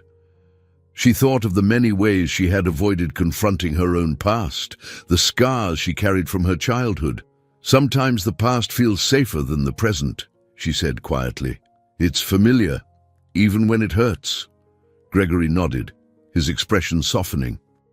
"You understand that better than most, don't you?" Rachel didn't answer immediately, her gaze dropping to the floor. "I've spent a lot of my life wondering what I lost, what might have been if things were different. But at some point, I realized I couldn't keep living in the what-ifs. It's exhausting." Gregory reached for her hand, his touch light but steady. "You're stronger than I am, Rachel. I'm not sure I could face what you've faced and still find a way forward." She smiled faintly, though her heart ached for him. "It's not strength, Gregory. It's survival. And I think you've done more of that than you give yourself credit for." The room fell into a contemplative silence, broken only by the faint hum of the machines around them. Rachel glanced at the photo album in his lap, her curiosity piqued. "May I?" she asked, gesturing to it. Gregory nodded, and she opened the album, flipping through the familiar images of Emily. Her fingers paused on a photo she hadn't noticed before. Emily standing with a woman who wasn't Evelyn. The woman's face was kind, her arm wrapped protectively around Emily's shoulders. "Who's this?" Rachel asked, tilting the photo toward Gregory. Gregory's expression shifted, a flicker of recognition sparking in his eyes. "That's Lillian," he said. "Emily's nanny." Rachel traced the edges of the photo thoughtfully. "You've mentioned her before. She was with Emily the day she disappeared, right?" Gregory's face darkened. "Yes, Evelyn blamed her, of course, but I never did. Lillian loved Emily. She treated her like her own child." "Do you know what happened to her after Emily disappeared?" Rachel asked. Gregory hesitated, his gaze distant. "She left. Evelyn made sure of that. She said Lillian's presence was a reminder of our failure. I didn't fight her on it, and I've regretted it ever since." Rachel's mind raced. There was something in Gregory's tone, in the way he spoke about Lillian, that felt important. "Do you think she might still be out there? Maybe she knows something about what happened." Gregory looked at her, his expression both hopeful and uncertain. "I don't know, Rachel. But if she is, she's the only one who might." Rachel nodded, her resolve hardening. "Then I think we should find her." Rachel spent her lunch break in the hospital library, poring over old directories and online archives. It was a tedious process, but she couldn't shake the feeling that Lillian held a key to understanding what had happened to Emily, and perhaps even to helping Gregory find peace. When Mark found her, she was hunched over a stack of papers, her focus so intense that she didn't notice his approach. "You're working awfully hard for someone who's not on call," he said, his voice laced with curiosity. Rachel looked up, startled, "Mark, I didn't hear you." He gestured to the papers. "What's all this?" Rachel hesitated, debating how much to share. But Mark had been a constant presence in her life lately, and his concern felt genuine. "I'm looking for someone," she admitted. "Lillian, she was Emily's nanny." Mark frowned, leaning against the edge of the table. "Why now?" "I think she might know something about what happened," Rachel said. "Gregory talks about her like she was part of the family. If anyone remembers Emily the way he does, it's her." Mark studied her, his expression thoughtful. "You're getting deeper into this than I think you realize." "I know," Rachel said firmly. "But if there's even a chance she can help, I have to try." Mark sighed, running a hand through his hair. "Just promise me you'll be careful, Rachel. People like Evelyn won't appreciate you digging into the past." Rachel nodded, though her determination didn't waver. "I'll be careful," she said, "but I'm not stopping." That evening, Rachel returned to Gregory's room, her mind buzzing with possibilities. She found him dozing lightly, his breathing even and steady. She didn't wake him, instead sitting quietly by his bedside and watching the slow rise and fall of his chest. For the first time in a long while, Rachel felt a glimmer of purpose, a sense that she was moving towards something meaningful. Gregory had given her more than a reason to stay. He'd reminded her of the power of hope, even in the face of despair. As the night deepened, Rachel made a silent promise to herself. She would find Lillian, no matter what it took. Because in helping Gregory heal, she was beginning to mend her own fractured heart. The following morning, Rachel woke earlier than usual, her mind already buzzing with the day's purpose. The search for Lillian had taken root in her thoughts overnight, and now it was a mission she couldn't ignore. After a quick breakfast, she grabbed her coat and headed to the hospital, armed with the names and addresses she had pieced together from the previous day's research. By the time she arrived at Gregory's room, he was awake, his eyes brighter than she had seen in days. The usual heaviness in the room seemed lighter somehow, as if the prospect of finding Lillian had sparked a quiet hope within him. "Good morning," Rachel said, setting her bag down on the chair. "How are you feeling today?" Gregory offered a faint smile. "Better, I think. Did you find anything?" Rachel pulled out a small notebook from her bag, flipping it open to the notes she had scrawled the night before. "I have a few leads," she said, her tone cautious. "It's not much, but it's a start. There's one name that might be her, a Lillian Davenport, living in a retirement community about an hour from here." Gregory's eyes lit up, and he leaned forward slightly, his frail hands gripping the edge of the blanket. "Do you think it's her?" Rachel hesitated, not wanting to get his hopes up prematurely. "I don't know, but it's worth checking out." Gregory nodded, his expression resolute. "Thank you, Rachel, for doing this." Rachel smiled softly, her chest tightening with emotion. "You don't have to thank me. This is as much for you as it is for Emily." Rachel left the hospital a little after noon, the address she had found for Lillian Davenport scribbled neatly on a scrap of paper in her pocket. The drive to the retirement community was uneventful, the city streets giving way to quieter, tree-lined roads as she neared her destination. The sun hung low in the sky, casting long shadows over the neatly manicured lawns of the facility. Inside, the building was warm and inviting, with soft lighting and the faint scent of lavender in the air. A receptionist greeted Rachel with a kind smile, her hands poised over a computer keyboard. "Good afternoon," the woman said. "How can I help you?" "I'm looking for someone who lives here," Rachel said, glancing at the paper in her hand. "Lillian Davenport. Is she available?" The receptionist's smile faltered slightly, and she glanced at her screen. "Lillian? Yes, she's here. Let me see if she's up for visitors." She picked up the phone and spoke quietly for a moment before nodding. "She's in the common room, down the hall, third door on your right." Rachel thanked her and made her way down the hallway, her nerves tightening with every step. What if this wasn't the right Lillian? What if she didn't remember Emily, or worse, didn't want to talk about her? Rachel pushed the doubts aside as she reached the door, taking a deep breath before stepping inside. The common room was cozy, with plush chairs and a large window overlooking a garden. An older woman sat near the window, her grey hair neatly pinned back and a blanket draped over her lap. She was reading a book, her glasses perched on the edge of her nose.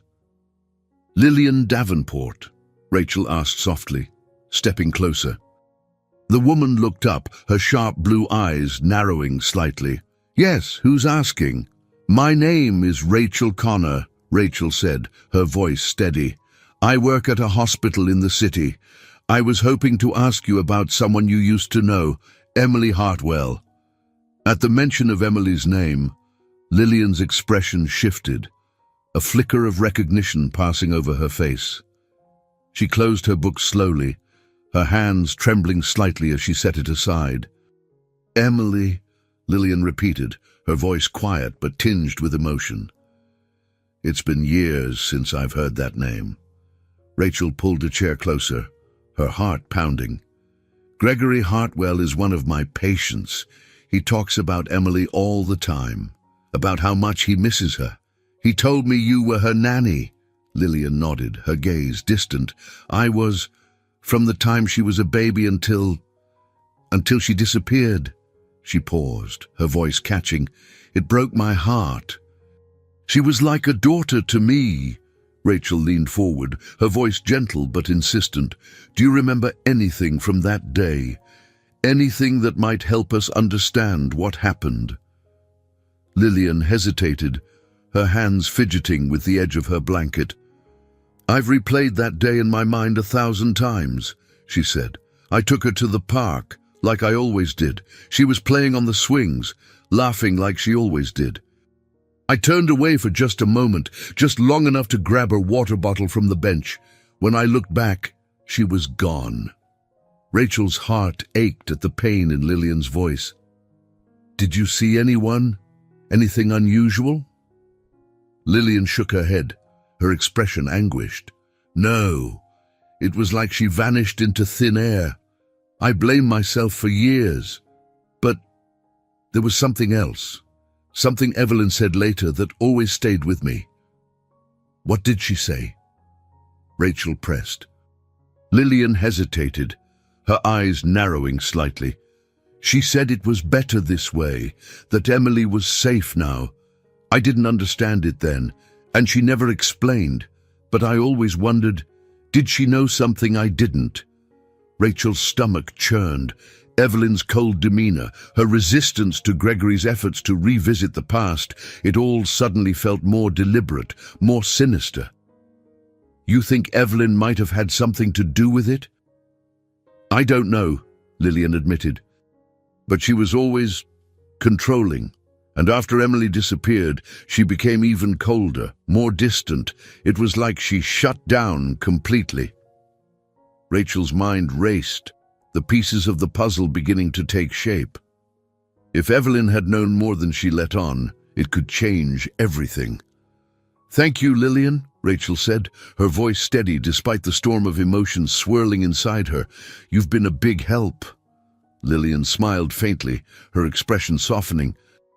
"If you find her, tell her I never stopped loving her." Rachel nodded, her throat tight. "I will." As she left the retirement community, Rachel couldn't shake the feeling that she was closer to the truth than ever before. But with that truth came a new layer of uncertainty and the growing suspicion that Evelyn Hartwell held the answers they had been searching for all along. Rachel sat in her car in the parking lot of the retirement community, the engine idling as her thoughts raced. Lillian's words had shaken her, especially the implication that Evelyn might have known something about Emily's disappearance. She stared at the crumpled note in her hand where she had hastily written down Lillian's observations. She said it was better this way, that Emily was safe now. The words lingered in her mind, heavy and unrelenting. She pulled her phone from her bag, her fingers hovering over the screen. Clara's name flashed up as the first contact. For a moment, Rachel debated calling her friend, seeking the clarity she always seemed to bring. But Rachel pushed the phone aside, knowing this was something she needed to unravel herself. By the time Rachel returned to the hospital, the sky had darkened, casting long shadows across the parking lot. She took a deep breath and stepped out of her car, clutching her bag tightly. The hospital lobby was quiet, the muted hum of the evening shift settling over the space. Rachel made her way to Gregory's room, her mind still racing with everything she had learned. Gregory was awake when she entered, his eyes lifting to meet hers with quiet expectation. His face softened when he saw her, though a flicker of concern crossed his features. "You're back," he said, his voice weak but steady. "Did you find her?" Rachel nodded, pulling the chair closer to his bed and sitting down. "I did. Gregory, Lillian remembers everything about Emily, about that day, and she said something that I think you need to hear." Gregory's expression tensed, his frail hands gripping the edge of the blanket. "What did she say?" Rachel hesitated, choosing her words carefully. "She told me that Evelyn once said Emily was safe now, that it was better this way. Lillian didn't understand what she meant, but it made her wonder if Evelyn knew more than she let on." Gregory's face darkened, his eyes narrowing as he absorbed her words. "Evelyn," he repeated, his voice edged with disbelief. She couldn't have done something to Emily." "I don't think she hurt her," Rachel said quickly. "But Gregory, think about it. Evelyn has always resisted talking about Emily, hasn't she? She's shut down every attempt you've made to find answers." Gregory's gaze dropped, his hands trembling slightly. "She has," he admitted, "but I always thought it was her way of coping. I never imagined." His voice faltered, and he looked back at Rachel, his expression haunted. "Do you think Evelyn knows where Emily is?" "I don't know," Rachel said honestly. "But I think she knows more than she's told you." Gregory sank back against the pillows, his face pale, the silence stretched between them, heavy with the weight of unspoken possibilities. Rachel reached out, placing a hand over his. "We need to talk to her," she said gently. "We need to find out the truth." The next morning, Rachel found Evelyn in the hospital cafeteria, seated at a corner table with a cup of tea. She looked as composed as ever, her hair perfectly coiffed, her tailored blazer pristine. But there was a weariness in her posture that Rachel hadn't noticed before, a crack in her otherwise impenetrable facade. Evelyn glanced up as Rachel approached, her expression cool but curious. "Miss Connor," she said, her tone polite but distant, "to what do I owe the pleasure?" Rachel slid into the seat across from her, meeting her gaze directly. "I need to talk to you about Emily." Evelyn's lips tightened, her eyes narrowing slightly. "I don't think that's any of your business." "It is when Gregory is suffering because of it," Rachel said, her voice firm but not unkind. "Evelyn, I spoke to Lillian. She told me what you said after Emily disappeared, that she was safe now. What did you mean by that?" Evelyn's eyes flashed, her composure slipping for the briefest moment. "I don't see how that's relevant." "It's relevant because Gregory deserves to know the truth," Rachel said, her tone softening. "Whatever happened to Emily, he needs closure. Don't you?" Evelyn's jaw tightened, and she looked away, her hands gripping the edges of her teacup.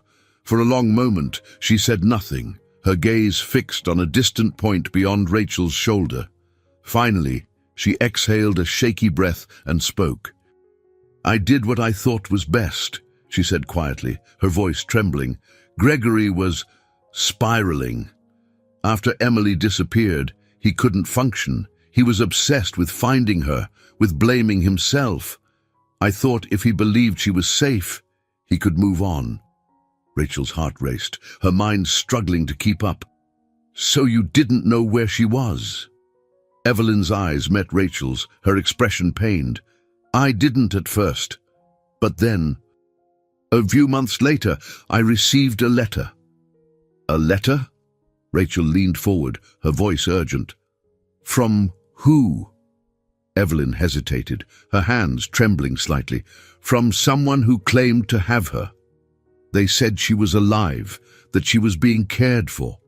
But they didn't want her to come back. They said it would be better for her to start over, to have a life free from us. Rachel's chest tightened, a mixture of disbelief and anger surging within her. And you didn't tell Gregory? I couldn't, Evelyn said, her voice breaking. He would have gone mad trying to find her. And what if it wasn't true? What if it was some cruel joke? I couldn't take that risk. Rachel's hands clenched into fists beneath the table. You kept that from him for years. Evelyn's eyes filled with tears, her composure crumbling. I thought I was protecting him. I thought I was protecting both of us. Rachel stared at her, the weight of Evelyn's confession settling heavily in her chest. Do you still have the letter? Evelyn nodded slowly. It's in the safe at our house. I've kept it all these years. Rachel exhaled shakily, her mind racing. We need to show Gregory. He deserves to see it. Evelyn hesitated, her expression conflicted. But finally, she nodded. You're right. He does.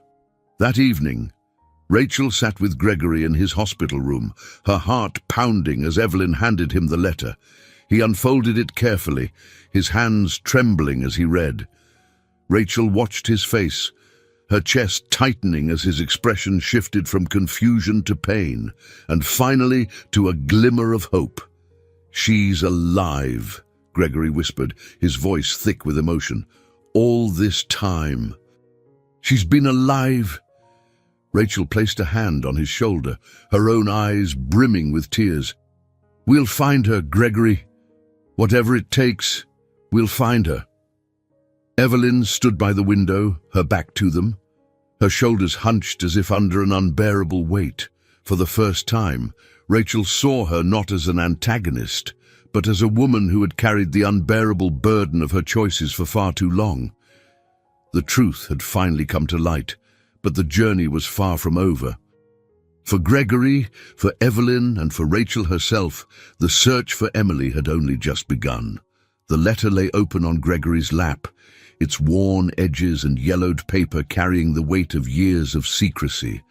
The words, penned in a hurried hand, were simple but devastating. Emily is safe. Do not search for her. She has a new life now, one far from the pain of her past. Gregory read the letter for what felt like the 100th time, his hands trembling as he held it. Rachel sat close by, her gaze flickering between him and Evelyn, who stood by the window with her arms crossed, her face pale and drawn. The room felt heavy with unspoken words, the air thick with tension. Why didn't you tell me? Gregory asked finally, his voice breaking the oppressive silence. His tone was soft, but the pain in it was undeniable. He looked up at Evelyn, his eyes filled with equal parts hurt and disbelief. Evelyn turned slowly, her face unreadable. I told you. I thought I was protecting you, she said, her voice low but steady. You were barely holding on, Gregory. If this letter had been a lie, if it had been another cruel twist of fate, I wasn't sure you could survive it. Gregory's hands clenched into fists around the letter. You had no right to make that decision for me. I know, Evelyn whispered, her composure faltering. But I did what I thought was best. For both of us. Rachel sat in silence, her chest tight as she watched the fractured pieces of their relationship come to light. She could see the raw grief etched into Evelyn's face, the weight of years of guilt and regret pressing down on her. But she also saw the pain in Gregory's eyes, the betrayal, the yearning for the truth he had been denied for so long. "I need to know more," Gregory said, his voice firmer now. "Who sent this? Where did it come from?" Evelyn hesitated, her gaze dropping to the floor. There was no name, no address. It was postmarked from a small town upstate, but that's all I know. Gregory's frustration bubbled to the surface, his voice rising. "And you didn't think to investigate, to follow the trail?" "I was scared, Gregory," Evelyn snapped, her voice cracking. "I was scared of what I might find, scared of what it would do to you. To us." Gregory slumped back against the pillows, the fight draining out of him. Rachel leaned forward, her hand resting lightly on his arm. "Gregory," she said gently, "we have something now, a place to start. We can find out who sent this letter. We can find out where Emily is." He looked at her, his eyes searching hers for reassurance. "Do you really think it's possible?" Rachel nodded, her resolve unwavering. "I do. And I'll help you every step of the way." Evelyn watched them in silence, her expression a mixture of fear and resignation. "If you go down this road," she said quietly, "you need to be prepared for what you might find. The truth might not be what you want it to be." "I've been living with unanswered questions for too long," Gregory said, his voice steady. "Whatever the truth is, I need to face it." The next morning, Rachel sat in the hospital's small library, surrounded by maps and directories. She had spent the early hours researching the town listed on the letter's postmark, tracing its history and demographics, searching for any clues that might lead them closer to Emily.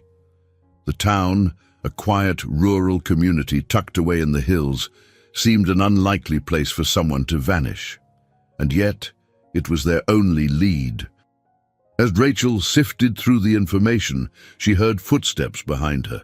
She turned to see Dr. Mark Tennyson approaching, his expression curious but concerned. "You've been spending a lot of time in here lately," he said, pulling out a chair and sitting across from her. "What's going on?" Rachel hesitated, debating how much to tell him. But she knew she couldn't do this alone. Mark had proven himself to be a steady presence in her life, someone she could trust. "We found something," she said finally. "A letter. It might be a clue to where Emily is." Mark's eyebrows rose. "Emily? You mean Gregory's daughter?" Rachel nodded, her voice firm. "It's a long shot, but it's the first real lead we've had. The letter was postmarked from a town upstate. I'm trying to figure out if there's anyone there who might know something." Mark leaned back in his chair, studying her. "You're really committed to this, aren't you?" "I have to be," Rachel said, her tone resolute. "Gregory deserves answers, and if there's even a chance we can find Emily, I have to try." Mark's expression softened, and he nodded. "Then let me help. I'm pretty good at tracking things down." Rachel smiled faintly, a small wave of relief washing over her. "Thanks, Mark. I could use the help." By the end of the day, Rachel and Mark had compiled a list of possible leads in the town, names and locations that might be connected to the mysterious letter. Rachel felt a flicker of hope as she looked over the list, the pieces of the puzzle beginning to come together. "We'll need to make the trip," Rachel said, glancing at Mark. "I can't do this over the phone. It's too sensitive." Mark nodded. "Agreed. When were you thinking?" "Tomorrow," Rachel said. "The sooner, the better." Mark gave her a small smile. "Then tomorrow it is." That evening, Rachel returned to Gregory's room, the list of leads tucked carefully into her bag. Gregory looked up as she entered, his eyes lighting up with quiet anticipation. "Did you find anything?" he asked, his voice filled with hope. "We did," Rachel said, sitting beside him. "It's not much, but it's a start. Mark and I are going to the town tomorrow to see what we can find." Gregory reached for her hand, his grip weak but steady. "Thank you, Rachel," he said, his voice thick with emotion, "for everything." Rachel smiled, her own eyes brimming with tears. "We'll find her, Gregory, I promise." As she sat with him, the weight of the journey ahead settled over her. The road to finding Emily was uncertain, fraught with unanswered questions and the possibility of heartbreak. But Rachel knew one thing for certain. She would see this through to the end, for Gregory, for Emily, and for the fragile hope that bound them all together. The morning dawned cold and grey, the kind of day where the clouds felt heavy with unspent rain. Rachel pulled her coat tightly around her as she stepped out of her apartment, a bag slung over her shoulder with the essentials she had packed for the trip. Mark's car was already waiting at the curb, the engine idling softly. She climbed into the passenger seat, nodding a silent greeting. "You ready for this?" Mark asked as he shifted the car into gear. Rachel glanced out the window, her fingers fiddling with the strap of her bag. "Ready as I'll ever be." The drive to the small town was quiet at first, the silence between them filled with the low hum of the car engine. Rachel stared at the passing landscape, the sprawling suburbs giving way to rolling hills and dense woods. Her thoughts churned with what they might find, if they found anything at all. "Tell me what you're thinking," Mark said after a while, breaking the quiet. His tone was gentle, inviting. Rachel hesitated before speaking, her voice quiet. "I'm thinking about Gregory, about what this means to him. He's been carrying this weight for so long, and now we might actually have a chance to give him some closure." Mark nodded, keeping his eyes on the road. "And what about you?" Rachel blinked, caught off guard. "What about me?" Mark glanced at her briefly before returning his focus to driving. "This isn't just about Gregory, is it? You're carrying something too." Rachel's fingers tightened around the strap of her bag, her chest tightening. She looked out the window, her voice low. "I think part of me sees myself in Emily, or maybe in Gregory, that feeling of being lost, of not knowing where you belong. It's hard to explain." "You don't have to explain," Mark said softly. "I get it." Rachel turned to him, her expression softening. "Do you?" Mark nodded, his jaw tightening slightly. "I've had my own share of unanswered questions, things I've carried longer than I should have. Sometimes helping someone else find their answers is the closest we can get to finding our own." Rachel studied him, surprised by the vulnerability in his words. "Thank you," she said finally, her voice filled with quiet gratitude. "For coming with me, for understanding." Mark smiled faintly, his eyes warm. "You don't have to do this alone, Rachel." "You never did." The small town was just as Rachel had imagined, quaint and quiet, with rows of modest homes and a main street lined with small shops.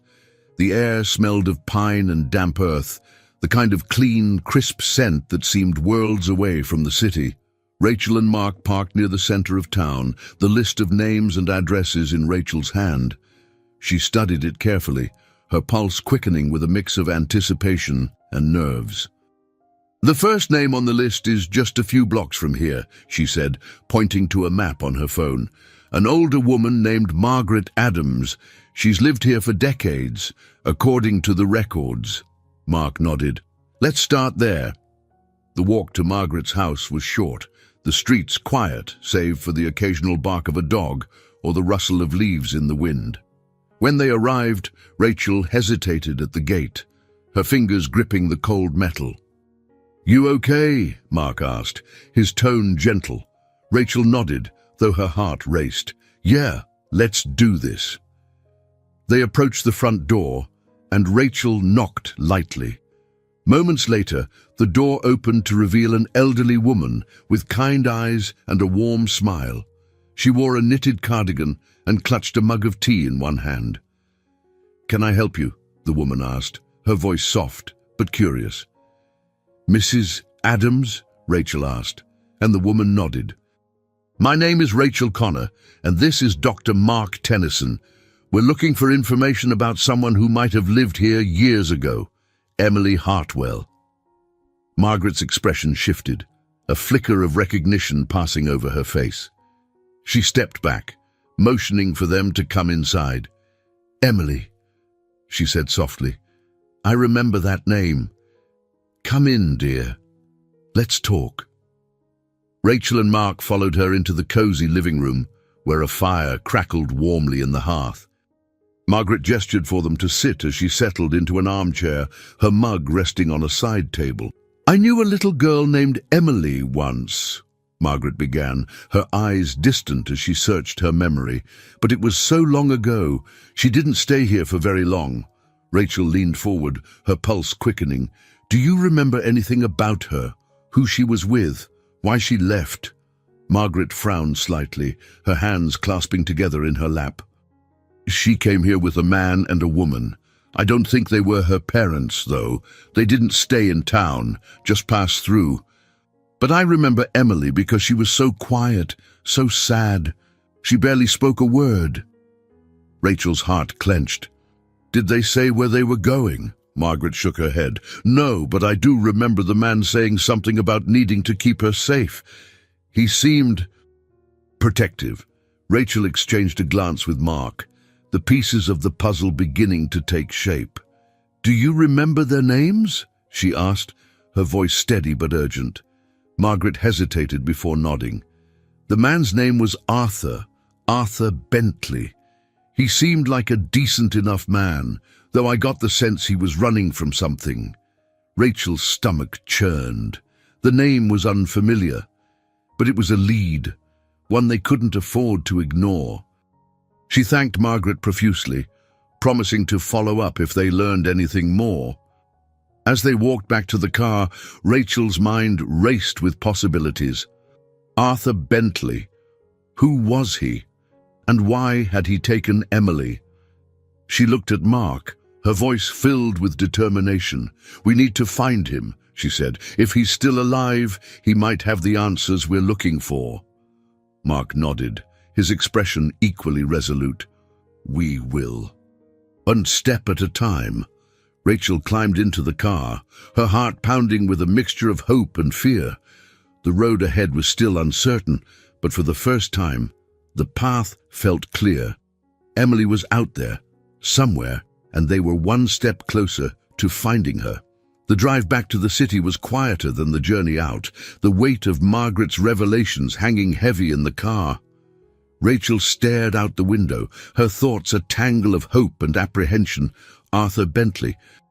The name felt both foreign and significant, like a faint trail that could lead to answers or to more questions than they could handle. Mark broke the silence, his voice steady but tinged with curiosity. "What do you make of this Arthur Bentley? If he was with Emily, why would he take her, and where?" Rachel shook her head, her brow furrowed. "I don't know. But Margaret said he seemed protective. Maybe he thought he was helping her, keeping her safe." "From what?" Mark pressed gently, glancing at her briefly before returning his focus to the road. "From Evelyn? From Gregory?" Rachel's chest tightened. "I don't think Gregory would have ever hurt Emily. Evelyn, I'm not sure. But it's possible Arthur thought Emily needed to get away from whatever was happening at home." Mark nodded, his expression thoughtful. "So we find Arthur. If he's still alive, he's the missing piece." Rachel pulled out her notebook, where she had been jotting down every scrap of information they'd gathered. "We'll need to dig deeper. Records, archives, anything that can tell us where he might be now." Mark glanced at her again, a faint smile tugging at his lips. "You've got that look again." "What look?" Rachel asked, raising an eyebrow. "The one that says you're not stopping until you figure this out," he said. "It's a good look." Rachel allowed herself a small smile. "Someone has to fight for Gregory, for Emily, for all of this." Mark's smile softened, and he reached out briefly to squeeze her hand. "You're doing more than fighting, Rachel.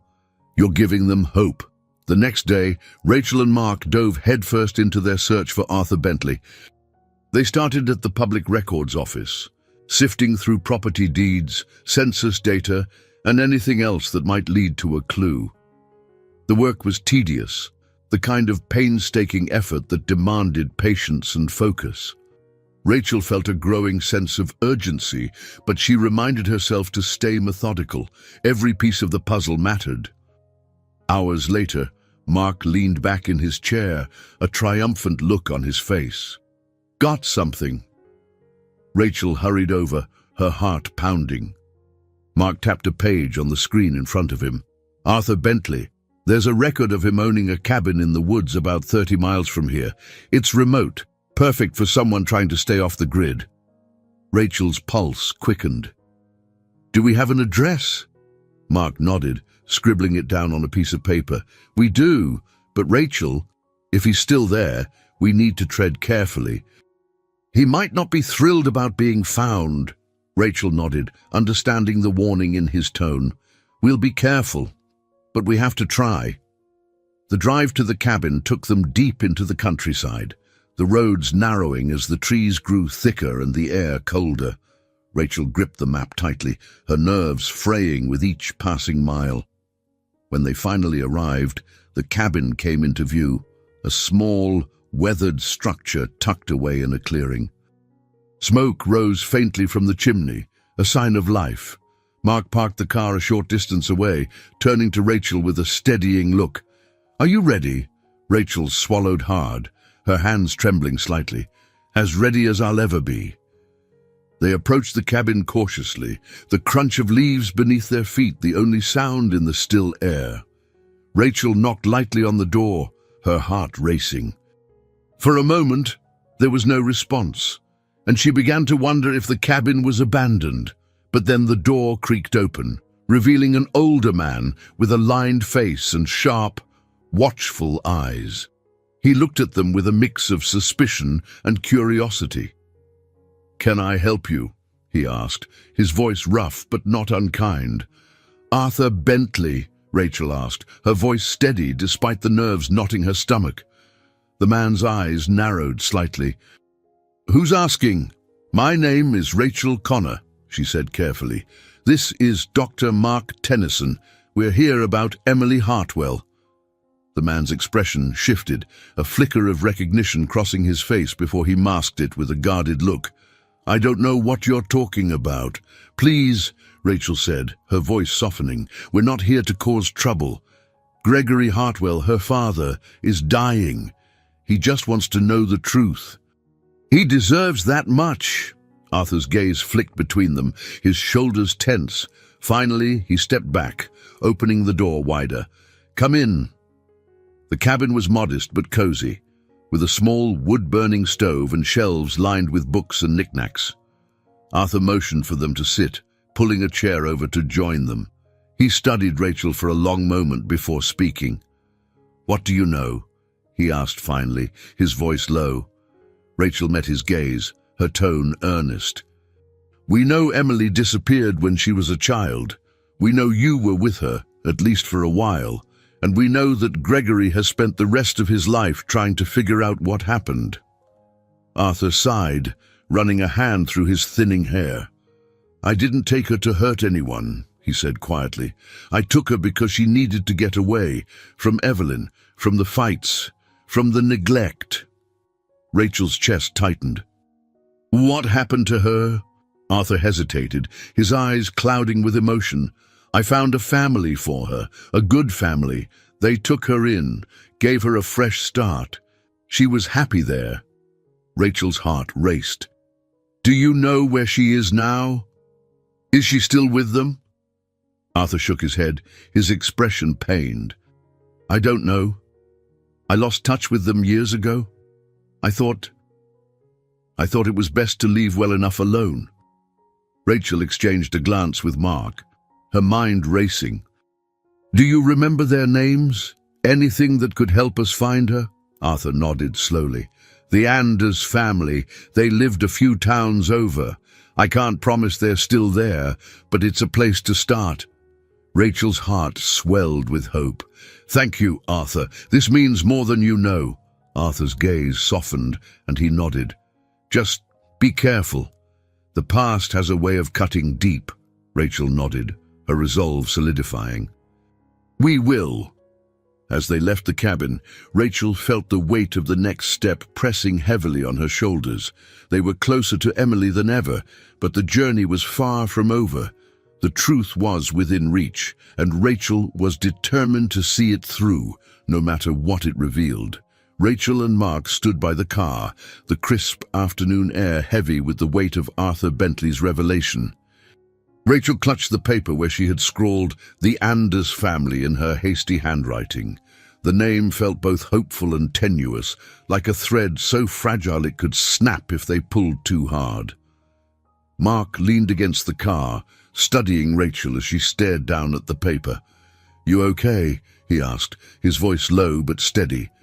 Rachel nodded, though her hands trembled slightly. I didn't expect this. A new family. A fresh start. It sounds too perfect." Mark frowned thoughtfully. "Arthur seems like a man who believes in what he did, but there's still a lot we don't know.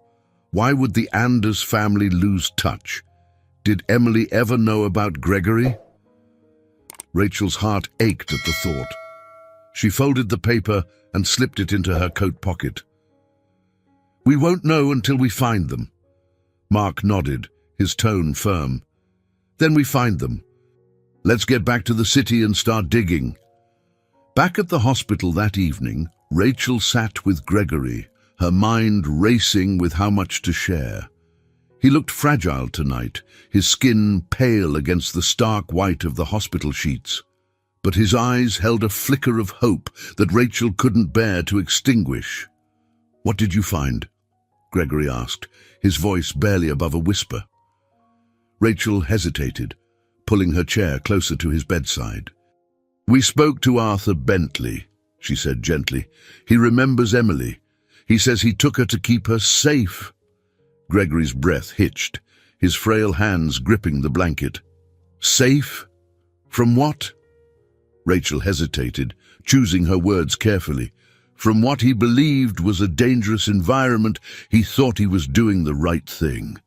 Gregory's gaze dropped, his shoulders slumping. "And where is she now?" Rachel reached for his hand, her voice steady. "Arthur found a family for her, the Anders family. They took her in, gave her a new life. He said she was happy." Gregory closed his eyes, his expression a mix of relief and anguish. "All these years, I thought I'd failed her, but she was safe." Rachel's heart clenched at the raw emotion in his voice. "We're going to find her, Gregory. Arthur gave us their name. It's a lead, and we're following it." Gregory's eyes opened, filled with tears. "Thank you, Rachel," he whispered, "for not giving up." Rachel smiled softly, her own eyes glistening. "We're not done yet. We'll find her." The next morning, Rachel and Mark met at the hospital's staff lounge, their laptops and notepads spread across the table. Mark had spent the night pulling public records for the Anders family, and now they pored over the details together. "Here," Mark said, pointing to his screen, "James and Margaret Anders. They lived in Fairview, a small town about 50 miles from here. They adopted a child around the same time Arthur said he placed Emily with them." Rachel leaned in, her pulse quickening. "Do we have any current addresses? Phone numbers?" Mark frowned, scrolling through the documents. "Nothing recent. The last address on file is from almost 10 years ago. After that, they seem to drop off the radar." Rachel sighed, running a hand through her hair. "What about the adoption records? If Emily was legally adopted, there has to be a paper trail." Mark hesitated, his tone cautious. "Adoption records are sealed in this state. Without a court order, we won't get access." Rachel's shoulders slumped, frustration bubbling beneath her calm facade. "There has to be another way." Mark leaned back in his chair, his gaze thoughtful. "We could go to Fairview. If it's a small town, someone there might remember the Anders family. It's not much, but it's a start." Rachel nodded, her determination hardening. "Then we go today." Fairview was a quiet town nestled among rolling hills, its streets lined with charming shops and weathered houses. Rachel and Mark parked near the town square, where a small cafe bustled with locals enjoying their morning coffee. The atmosphere was warm and inviting, but Rachel felt a nervous energy prickling at her skin. Inside the cafe, Rachel approached the counter, where a middle-aged woman with kind eyes greeted her. "What can I get you, hon?" "Actually," Rachel began, her voice steady, "I was hoping you could help me. I'm looking for someone, a family that used to live here, the Anders family. Do you remember them?" The woman's smile faltered slightly, her brow furrowing. "The Anders family? Oh, yes, I remember them. Lovely people. They had a daughter, Emily. Quiet girl, but sweet." Rachel's heart leapt. "Do you know where they are now?" The woman shook her head regretfully. "They moved away years ago. James passed, and Margaret decided to sell the house. I think they went south, maybe to stay with relatives." Rachel's hope dimmed, but she pressed on. "Do you know anyone who might have kept in touch with Margaret?" The woman thought for a moment. "You could try Mrs. Dunn. She's the town historian, knows everyone's business. She might be able to help." Rachel thanked her profusely, jotting down the address the woman provided. As they left the cafe, Mark glanced at her, his tone optimistic. "We're getting closer." Rachel nodded, clutching her notepad tightly. "Let's find Mrs. Dunn." Mrs. Dunn's house was a charming cottage on the edge of town, its front yard bursting with flowers despite the cool autumn air. The elderly woman welcomed them warmly, her sharp eyes twinkling with curiosity as Rachel explained their quest. "The Anders family," Mrs. Dunn said thoughtfully, sipping her tea. "Yes, I remember them well. Margaret was a dear friend. She moved to Florida a few years back to be closer to her sister." Rachel leaned forward, her voice filled with urgency. "Do you have her contact information?" Mrs. Dunn smiled, setting her teacup down. "As a matter of fact, I do. Margaret sends me a Christmas card every year. Let me fetch her address book." Rachel exchanged a hopeful glance with Mark as Mrs. Dunn shuffled off to retrieve the information. Moments later, she returned with a neatly written address and phone number. "Here you go, dear," Mrs. Dunn said, pressing the paper into Rachel's hands. "Give Margaret my regards when you speak to her." Rachel thanked her profusely, the weight of the next step pressing heavily on her chest. As they drove back to the city, Rachel clutched the address tightly, her thoughts racing. They were closer than ever to finding Emily, but the truth felt more fragile with every step. "She's out there," Rachel said softly, more to herself than to Mark. "We're going to find her." Mark glanced at her, his expression filled with quiet resolve. "We will. Together." Rachel stared at the address Mrs. Dunn had provided, the neatly written letters feeling like a lifeline. She sat across from Mark in the hospital's quiet cafeteria, her hands wrapped around a cup of tea that had long since gone cold. The two of them were poring over the information Mrs. Dunn had given them, the Florida address standing out like a beacon of hope. "She's real," Rachel murmured, her voice tinged with disbelief. "Margaret Anders is real, and we have a way to reach her." Mark leaned forward, his arms resting on the table. "We should call first. Show up unannounced, and we might scare her off. People don't always take well to strangers knocking on their door with big questions." Rachel nodded, though her nerves prickled at the thought. "What do I even say? Hi, I'm Rachel Connor, and I'm looking for the daughter you adopted decades ago. It feels impossible." Mark gave her a reassuring smile. "You'll figure it out. You're good with people, Rachel. Just be honest." Rachel let out a shaky laugh. "Honesty might not be enough here, Mark." "It's all we've got," he replied, his voice steady, "and sometimes it's more than enough."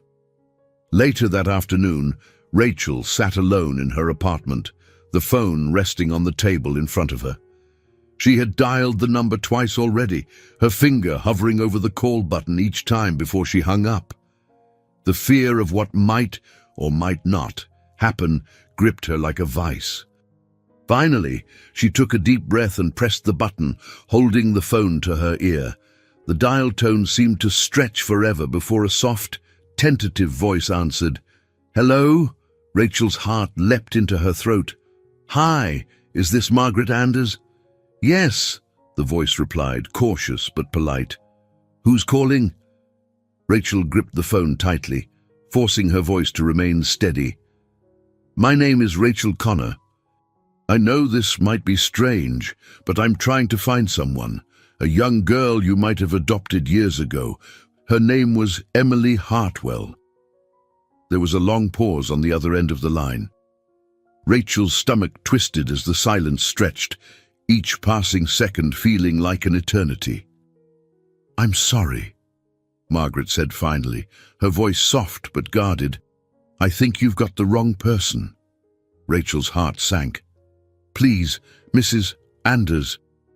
I spoke to someone who told me you took in a little girl named Emily. Her father, Gregory Hartwell, is my patient. He's dying.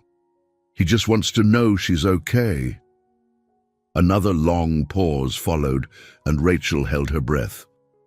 When Margaret spoke again, her voice trembled. "Emily was our daughter," she said quietly. "We adopted her when she was just a little girl. But we never knew where she came from. The man who brought her to us. He said it was best if we didn't ask questions." Rachel's chest tightened with a mix of relief and heartbreak. "Do you know where she is now? Is she still with you?" Margaret's voice grew heavy with emotion. "She's not with us anymore. She moved out years ago, started a life of her own, but she's alive. She's happy." Tears stung Rachel's eyes, and she swallowed hard against the lump in her throat. "Do you have any way to contact her?" "Please, it's so important." There was a long hesitation before Margaret answered. "She lives in Orlando now. I have her address. I'll give it to you, but please, don't hurt her with this. She's built a good life, and I don't want to see her heartbroken." "I promise," Rachel said, her voice steady despite the tears slipping down her cheeks. "All I want is to help."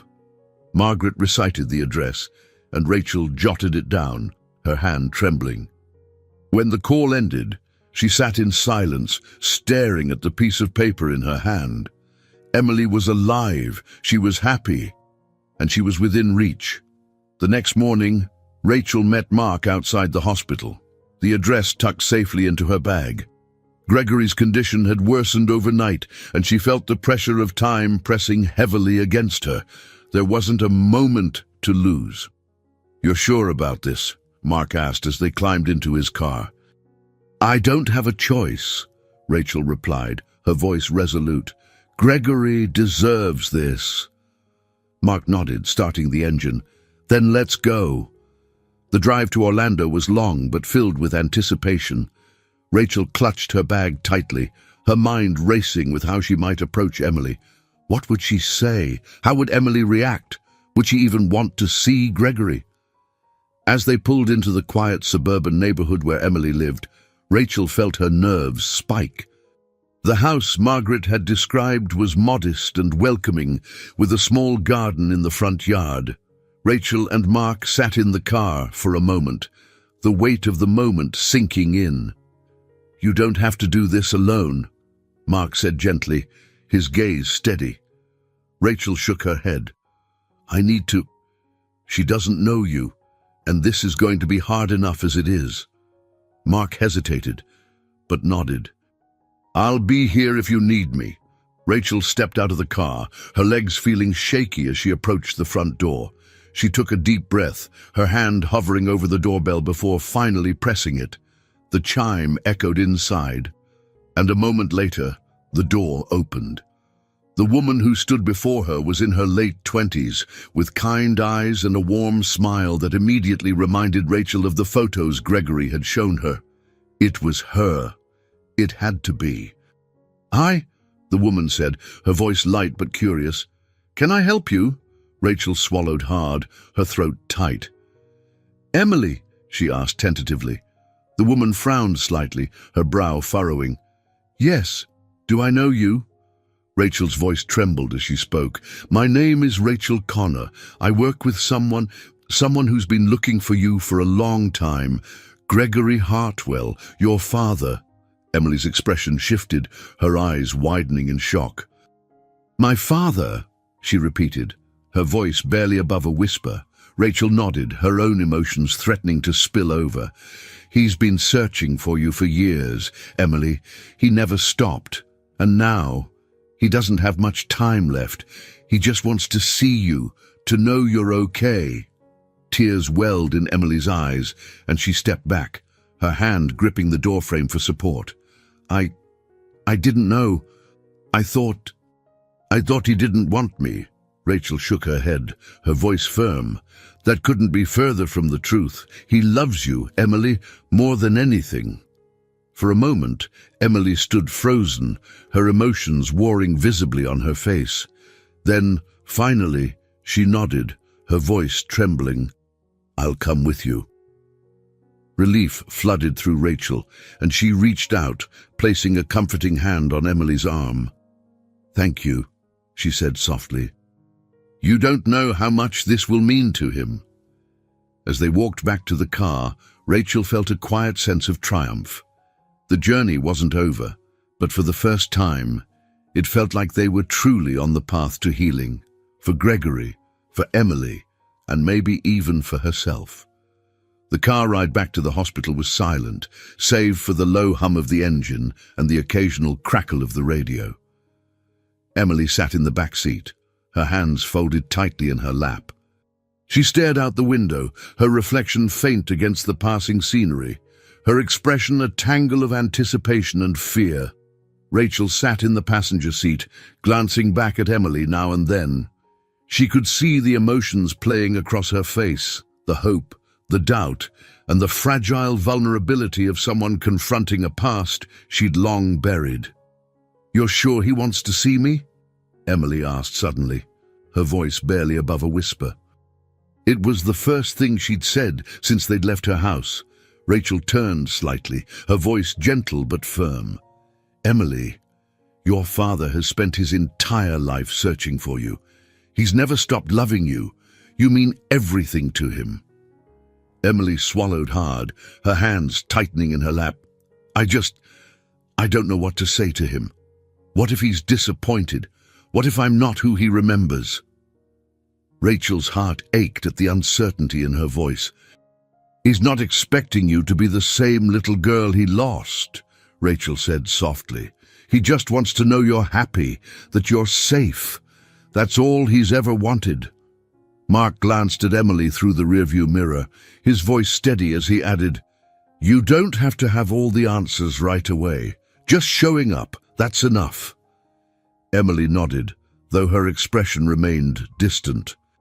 She pressed her fingers against her temple, as if the weight of her thoughts was too much to bear. "It's strange. All my life, I told myself I didn't need to know where I came from, that it didn't matter. But now..." Rachel turned fully in her seat, her voice soft. "Now you have the chance to find out. That's a gift, Emily, for both of you." Emily looked at her, tears brimming in her eyes. She nodded, her lips pressed tightly together as she turned back to the window.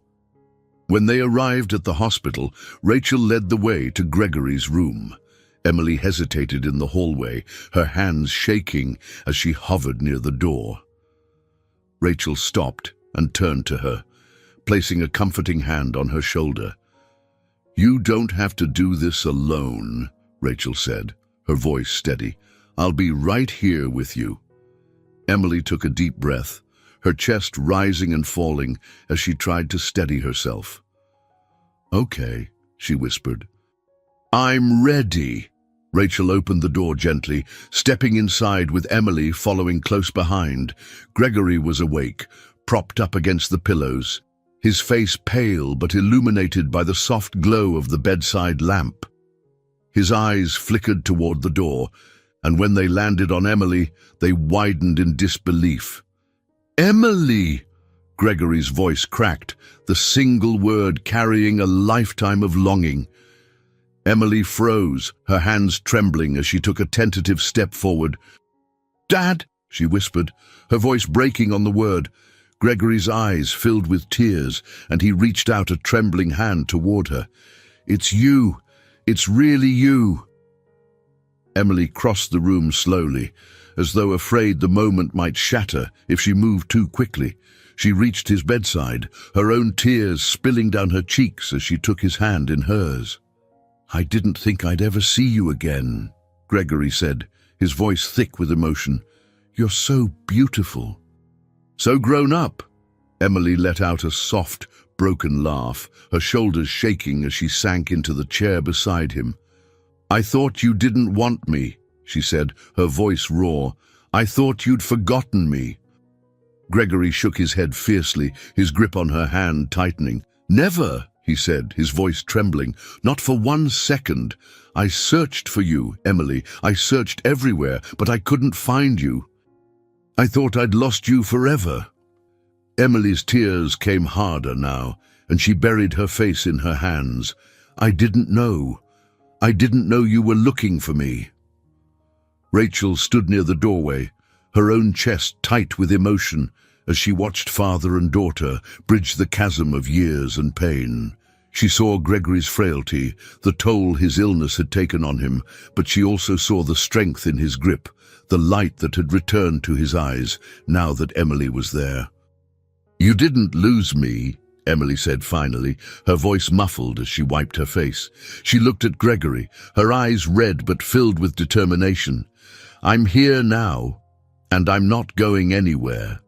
Gregory smiled through his tears, his expression softening as he gazed at her. "You have no idea how much that means to me." For the next hour they talked. Gregory asked her about her life, where she'd been, what she'd done.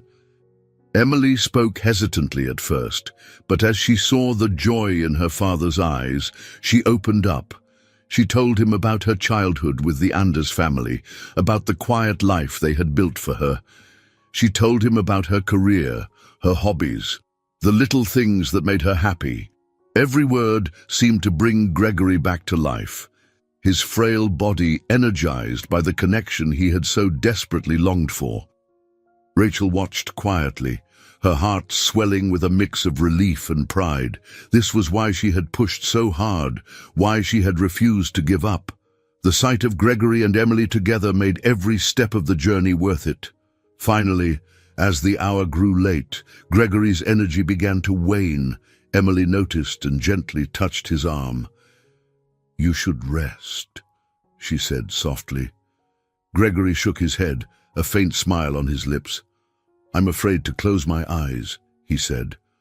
"I don't want to wake up and find out this was all a dream." Emily squeezed his hand. "I'll be here when you wake up," she promised. "I'm not going anywhere." Gregory nodded, his eyes heavy with exhaustion, but filled with peace. As his breathing evened out, Emily looked over at Rachel, her expression a mixture of gratitude and vulnerability. "Thank you," Emily said, her voice trembling. "I don't know how to repay you for this." Rachel smiled softly, shaking her head. "You just did. Seeing the two of you together, that's enough." As they left the room, Emily paused in the hallway, her arms crossed tightly over her chest. "He looks so fragile," she said quietly. "I don't know how much time we have." Rachel placed a hand on her shoulder, her voice gentle. "Then make the most of it. Every moment counts." Emily nodded, determination flickering in her eyes. "I will. I promise."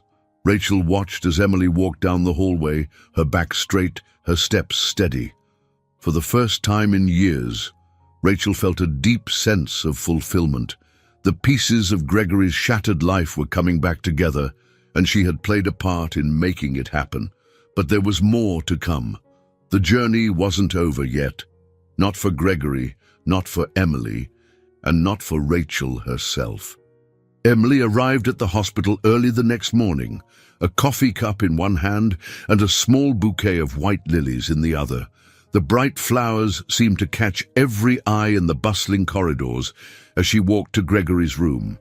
Rachel was already there when she arrived, standing near the window with her arms crossed, deep in thought. "Good morning," Emily said softly, her voice breaking the quiet. Rachel turned, a faint smile softening her expression. "Morning. You're here early?" Emily set the flowers on the small table by Gregory's bed and smoothed her coat. "I didn't want to waste any time," she said, her tone steady but tinged with unease. "There's so much I want to say, but I don't know where to start." Rachel moved closer, her voice low and reassuring. "Start with what's in your heart. He's been waiting to hear from you for a long time." Emily nodded, her gaze shifting to Gregory. He was still asleep, his breathing slow and even, but his face seemed more peaceful than it had been the day before. She sank into the chair beside his bed, her fingers brushing against his as she reached for his hand. "I don't even know if I'm ready for this," Emily admitted, her voice barely audible. "It's overwhelming." Rachel crouched beside her, her hand resting lightly on Emily's arm. "Take it one moment at a time," she said. You're here now, and that's what matters." As if on cue, Gregory stirred, his eyelids fluttering open. He blinked against the morning light, his gaze slowly focusing on Emily. A soft smile crossed his face, and his hand tightened weakly around hers. "Good morning, sweetheart," he said, his voice a faint rasp. "Good morning," Emily replied, her voice trembling. "I brought you flowers. I remember you always liked lilies." Gregory's eyes flickered to the bouquet, and a faint chuckle escaped him. "You remembered," he said softly. "They're beautiful, Emily." "Thank you." Rachel stepped back, giving them space as Emily began to talk. She spoke haltingly at first, recounting small memories of her childhood, things she thought she had forgotten but that now came flooding back. Gregory listened intently, his face alight with joy and sorrow. "I remember you reading to me," Emily said, her voice growing stronger. "Before bed, you always had this old book of fairy tales. I think my favorite was— what was it called?" Gregory's lips curved into a wistful smile. "The Snow Queen," he said. "You loved that story. I must have read it 100 times." Emily laughed softly, her eyes glistening with tears. "I don't know why I liked it so much. It always scared me a little." "You liked how it ended," Gregory said. "How they found each other again despite everything?" The words hung in the air, laden with meaning. Emily's grip on his hand tightened, and she lowered her gaze. "I'm sorry, Dad," she whispered, "for all the years you had to wonder, for all the time we lost." Gregory's voice cracked as he replied, "None of that matters now. You're here, Emily. That's all I've ever wanted." Later that day, Rachel found herself standing in the hospital courtyard, the crisp autumn air a welcome relief from the emotions swirling inside her. Mark appeared beside her, holding 2 steaming cups of coffee. He handed one to her without a word, leaning against the railing as they watched the leaves drift lazily to the ground. "How's it going in there?" Mark asked finally, breaking the silence. Rachel sighed, her breath visible in the cool air. "Better than I expected," she said, "but it's still hard. There's so much between them, so many years to bridge." Mark nodded, taking a sip of his coffee. "That's the thing about time. It doesn't erase anything, just piles more on top." Rachel glanced at him, her brow furrowing. "You're surprisingly philosophical today." He smiled faintly, his gaze distant. "Maybe it's seeing you fight so hard for something good." "It's contagious." Rachel looked away, her chest tightening. "It's not just for Gregory and Emily," she admitted. I think part of me needed this too, to prove that healing is possible." Mark tilted his head, studying her. "And has it proved that? I mean—" Rachel smiled faintly, her voice soft. "I think it's starting to." That evening, Emily stayed by Gregory's bedside long after visiting hours had ended. She listened as he shared stories of his life, his career, his regrets, the moments of joy and pain that had shaped him. Each story felt like a small window into the man he was, the man she had never known but now felt desperate to understand. "I wasn't a perfect father," Gregory said quietly, his voice tinged with regret. "I made so many mistakes, Emily, but losing you, it taught me what really mattered. I just wish I'd learned it sooner." Emily shook her head, her tears spilling freely now. "You don't have to explain," she said. "I understand more than you think." Gregory's eyes filled with tears, and he smiled faintly. "I'm proud of you, Emily. You've built a life for yourself, a good life. That's all I ever wanted." Emily leaned forward, pressing her forehead to his. "I'm proud of you too, Dad, for never giving up." Rachel stood just outside the room, watching through the small window in the door.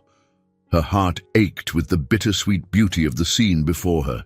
She had fought so hard for this moment, for Gregory to see his daughter, for Emily to know her father's love. And now, as she witnessed their connection, she felt a deep sense of fulfillment, even as a flicker of sadness lingered.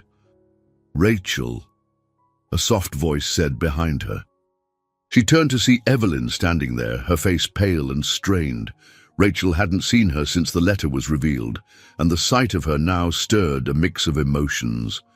"I need to talk to him," Evelyn said, her voice trembling. "Before it's too late." Rachel hesitated, then nodded. "They're talking now, but when they're done, I'll let you know." Evelyn's lips pressed into a thin line, and she nodded. "Thank you." "For everything?" Rachel watched her retreat down the hall, a shadow of the composed, commanding woman she had first met. The years of secrets and pain had taken their toll, but perhaps there was still a chance for healing, for all of them. As Rachel turned back to the window, she saw Emily laughing softly, her hand resting lightly on Gregory's. The fragile threads of their bond had held, despite the years and the distance. And as Rachel stood there, she realized something else. Those threads were growing stronger with every word, every moment, every shared memory.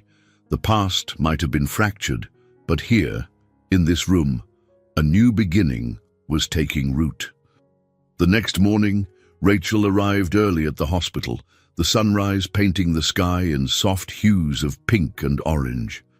The quiet corridors were just beginning to hum with activity, nurses exchanging greetings and doctors huddling over charts.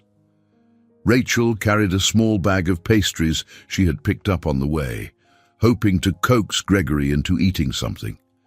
But when she stepped into his room, she found Emily already there, her hand resting lightly on Gregory's as he dozed. Emily looked up at the sound of the door opening, her expression softening when she saw Rachel. "He had a rough night," she said quietly. "The nurse said he was in pain." Rachel set the bag down and approached the bed, her chest tightening at the sight of Gregory's pale face.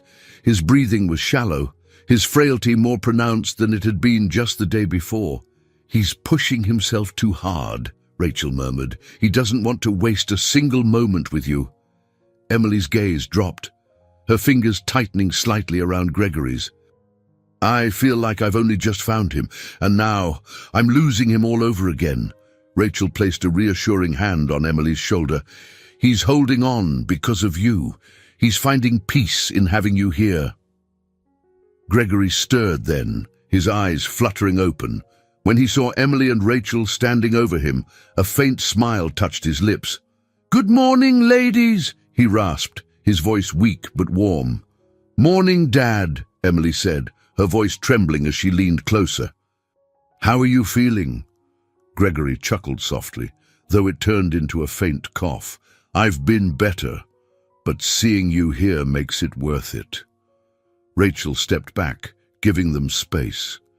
She busied herself with arranging the flowers on the table, but her mind stayed firmly on the two of them, Emily had barely left Gregory's side since their reunion, and Rachel could see how much it meant to him. Yet she also saw the toll it was taking on Emily, who carried a mixture of guilt, love, and grief in every glance. As the morning wore on, Rachel left the room briefly to grab a coffee. When she returned, she found Evelyn standing in the hallway, her expression tense. She was clutching a small box in her hands, the edges of the cardboard fraying as though it had been handled countless times. "Evelyn," Rachel said softly, pausing a few feet away. Evelyn turned to her, her eyes sharp but filled with an emotion Rachel couldn't quite place. "I've been carrying this around for years," Evelyn said, her voice tight. "It's time he had it." Rachel stepped closer, her gaze dropping to the box. "What is it?" Evelyn hesitated, her fingers running over the edge of the box. "It's Emily's things. The few things I couldn't bear to part with after she disappeared." Rachel's breath caught, her heart aching at the vulnerability in Evelyn's voice. "I think he'll want to see it, and Emily too." Evelyn nodded, her jaw tightening. I don't know if I can face him after everything." Rachel placed a hand on Evelyn's arm, her voice steady. "You've carried this burden for too long, Evelyn. You deserve to find peace too." Evelyn's lips pressed into a thin line, but she nodded. Together they entered the room, where Gregory and Emily were talking quietly. Both of them looked up at the sound of the door opening, their gazes sharpening when they saw Evelyn. "Evelyn," Gregory said, his voice soft but tinged with surprise. Emily stiffened slightly, her hand instinctively pulling back from Gregory's. But Evelyn's focus was on Gregory as she stepped closer, the box cradled in her hands like something precious. "I brought something for you," Evelyn said, her voice trembling. She placed the box on the table beside the bed and opened it carefully, revealing a collection of items, photos, a small stuffed bear, and a worn drawing of a house with stick figures labeled Mommy, Daddy, and Emily. Gregory's breath hitched as he reached for the drawing, his frail fingers tracing the lines. Tears welled in his eyes, and his voice broke as he said, "Emily drew this when she was little. She used to show me every picture she made." "I kept it," Evelyn said, her voice cracking. "I kept it all because I couldn't let go. Even when I wanted to hate you for not finding her, I couldn't let go of her." Emily's eyes filled with tears as she reached for the drawing, her hand brushing against Gregory's. "I remember this," she said, her voice trembling. "I drew it after we went to the park. I thought it would make you and Mom happy." Evelyn's face crumpled, and she looked away, her hands trembling. "You did make us happy, Emily. We didn't know how to show it. We failed you in so many ways." Emily stood slowly, her tears spilling freely now. "You didn't fail me. You did what you thought was best. I know that now." Evelyn looked up, her eyes wide and filled with disbelief. "Emily, I'm so sorry." Emily crossed the room and hugged Evelyn tightly, the years of pain and resentment dissolving into the quiet embrace. Rachel felt her own throat tighten as she watched, her chest swelling with a bittersweet mix of emotions. For the first time, the fractured pieces of this family seemed to be coming together. Later that evening, as the room grew quiet and Gregory drifted into a peaceful sleep, Rachel stood at the window with Emily. The two of them looked out at the city lights, their reflections faint against the glass. "Thank you," Emily said, her voice soft but filled with sincerity, "for bringing us back together, for not giving up on us." Rachel smiled, her chest warming at the words. "You're the one who made the choice to be here, Emily. That takes courage." Emily glanced at her, her expression thoughtful. "What about you? You've given so much to us, but what about your own story? Who's helping you heal?" Rachel hesitated, caught off guard by the question. "I think this is part of my healing," she said finally. Seeing you and Gregory find each other, it's shown me that even the deepest wounds can mend." Emily reached out, her hand resting lightly on Rachel's arm. "You deserve that too." Rachel nodded, her throat tight. "One step at a time." As the night deepened, Rachel felt a sense of quiet fulfillment settle over her.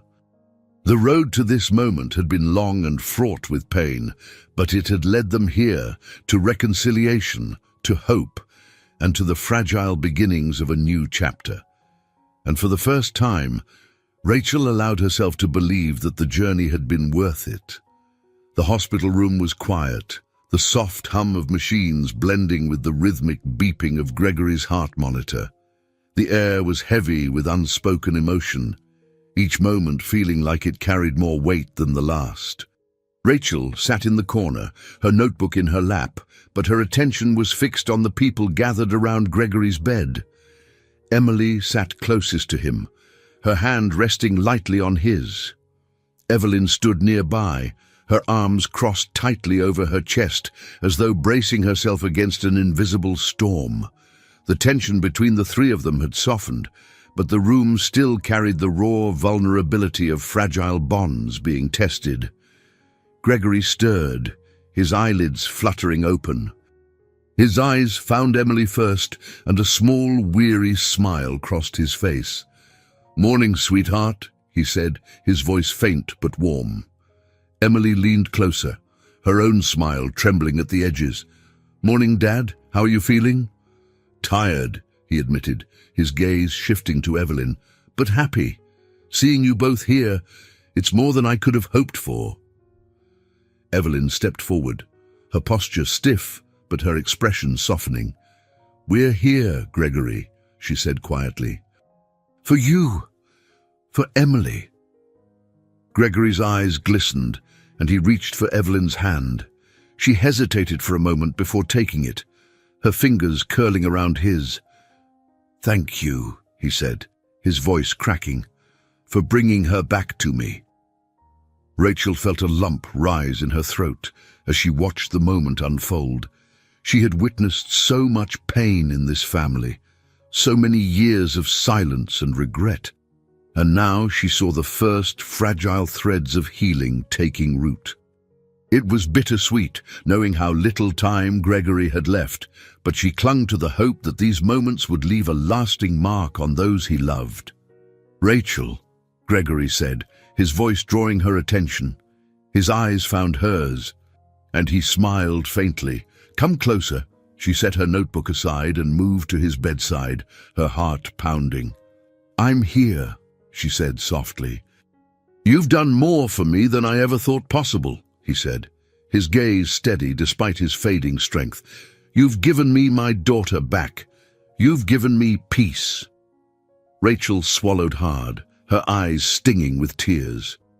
"You gave me a purpose, Gregory," she said, her voice thick with emotion. "Helping you brought me back to life in ways I didn't know I needed." He nodded slowly, his smile widening just a fraction.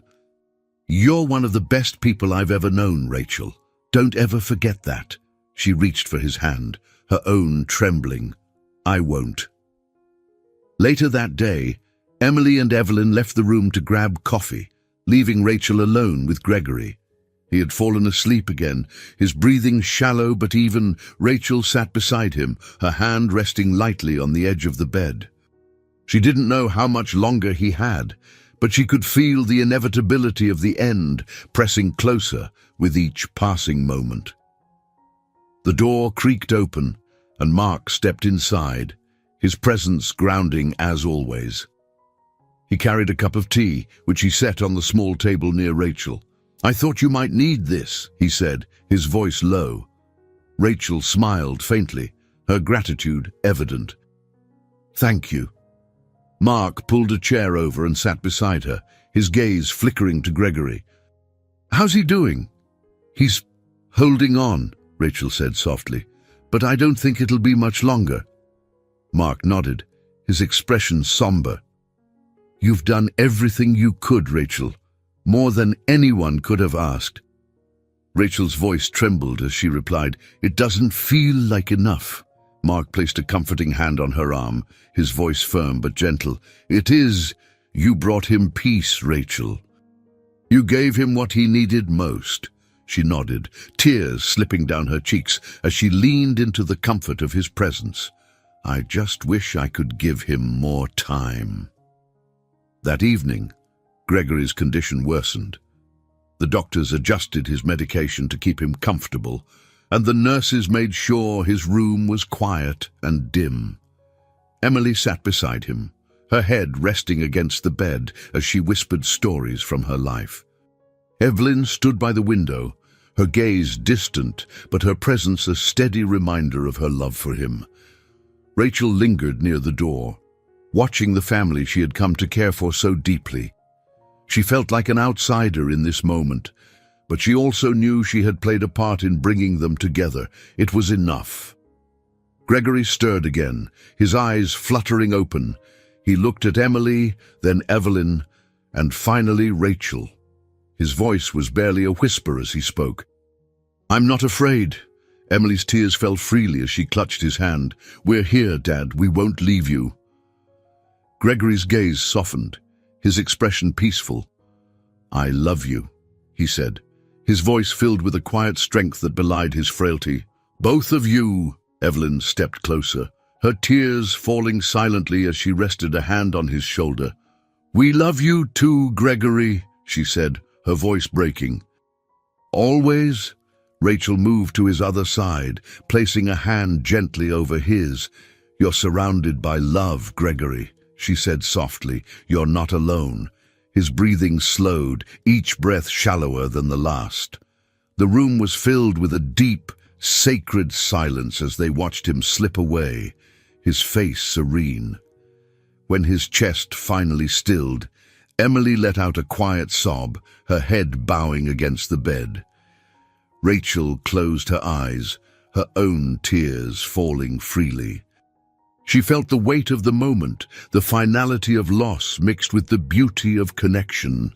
Gregory was gone, but he had left behind something profound, a family that had begun to heal, a legacy of love that would endure. The days that followed were a blur of arrangements and farewells. Gregory's funeral was small, but filled with warmth, his friends and family gathering to celebrate the life he had lived. Emily spoke at the service, her words a heartfelt tribute to the father she had found again. Evelyn stood by her side, their connection tentative but growing. Afterward, Rachel found herself alone in the cemetery, standing by Gregory's grave. The autumn leaves swirled around her, the air crisp and filled with the faint scent of pine. "You did it," Mark said behind her, his voice breaking the quiet. He stepped closer, his coat pulled tightly against the chill. "You gave him what he needed." Rachel nodded, her gaze fixed on the headstone. "I just wish it didn't have to end." Mark placed a hand on her shoulder, his presence steady and grounding. "It doesn't end, Rachel. Not really. You've changed their lives, Emily's, Evelyn's, even your own. That doesn't go away." She turned to him, her eyes glistening. "Thank you for everything." Mark smiled, his voice soft. "You don't have to thank me. You just have to keep moving forward." As they stood together in the fading light, Rachel felt a sense of quiet resolution settle over her. The journey had been long and fraught with pain, but it had also been filled with moments of profound connection and love. And though the road ahead was uncertain, she knew she would carry Gregory's lessons with her, about forgiveness, about hope, and about the enduring power of family. The weeks after Gregory's funeral passed in a quiet blur, the world outside moving forward, while Rachel found herself lingering in the stillness of reflection. She spent her days at the hospital, falling back into the routine of caring for her patients. But she carried Gregory's story with her everywhere. His death had left an ache in her chest, but it was one tempered by the knowledge that he had found peace in his final days.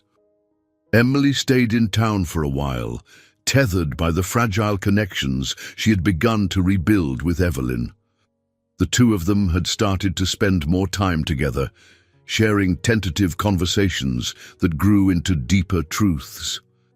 Rachel often watched them from a distance, marveling at how grief had opened doors between them rather than closing them. One evening, Rachel sat in the hospital cafeteria, a stack of patient charts in front of her. The room was nearly empty, the soft hum of the vending machines the only sound.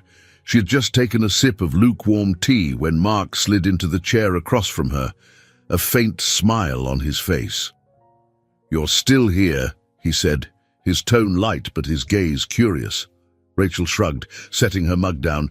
"There's always something to do." Mark leaned forward, resting his arms on the table. "You've been quieter lately." "Reflective." Rachel smiled faintly.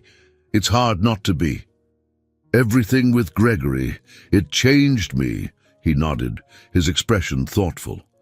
"You put so much of yourself into helping him, into bringing Emily and Evelyn back together. That kind of thing leaves a mark." Rachel's voice softened. "It's strange.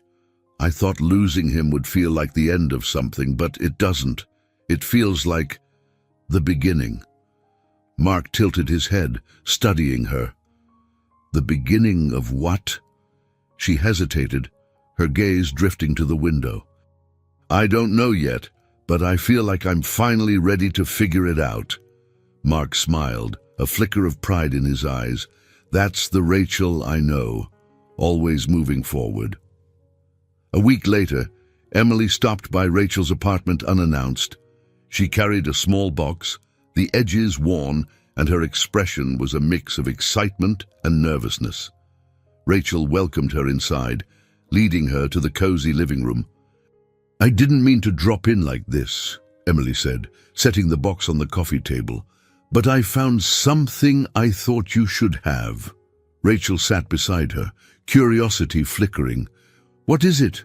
Emily opened the box, revealing a collection of letters, photographs, and small trinkets. "It's from Dad," she said softly.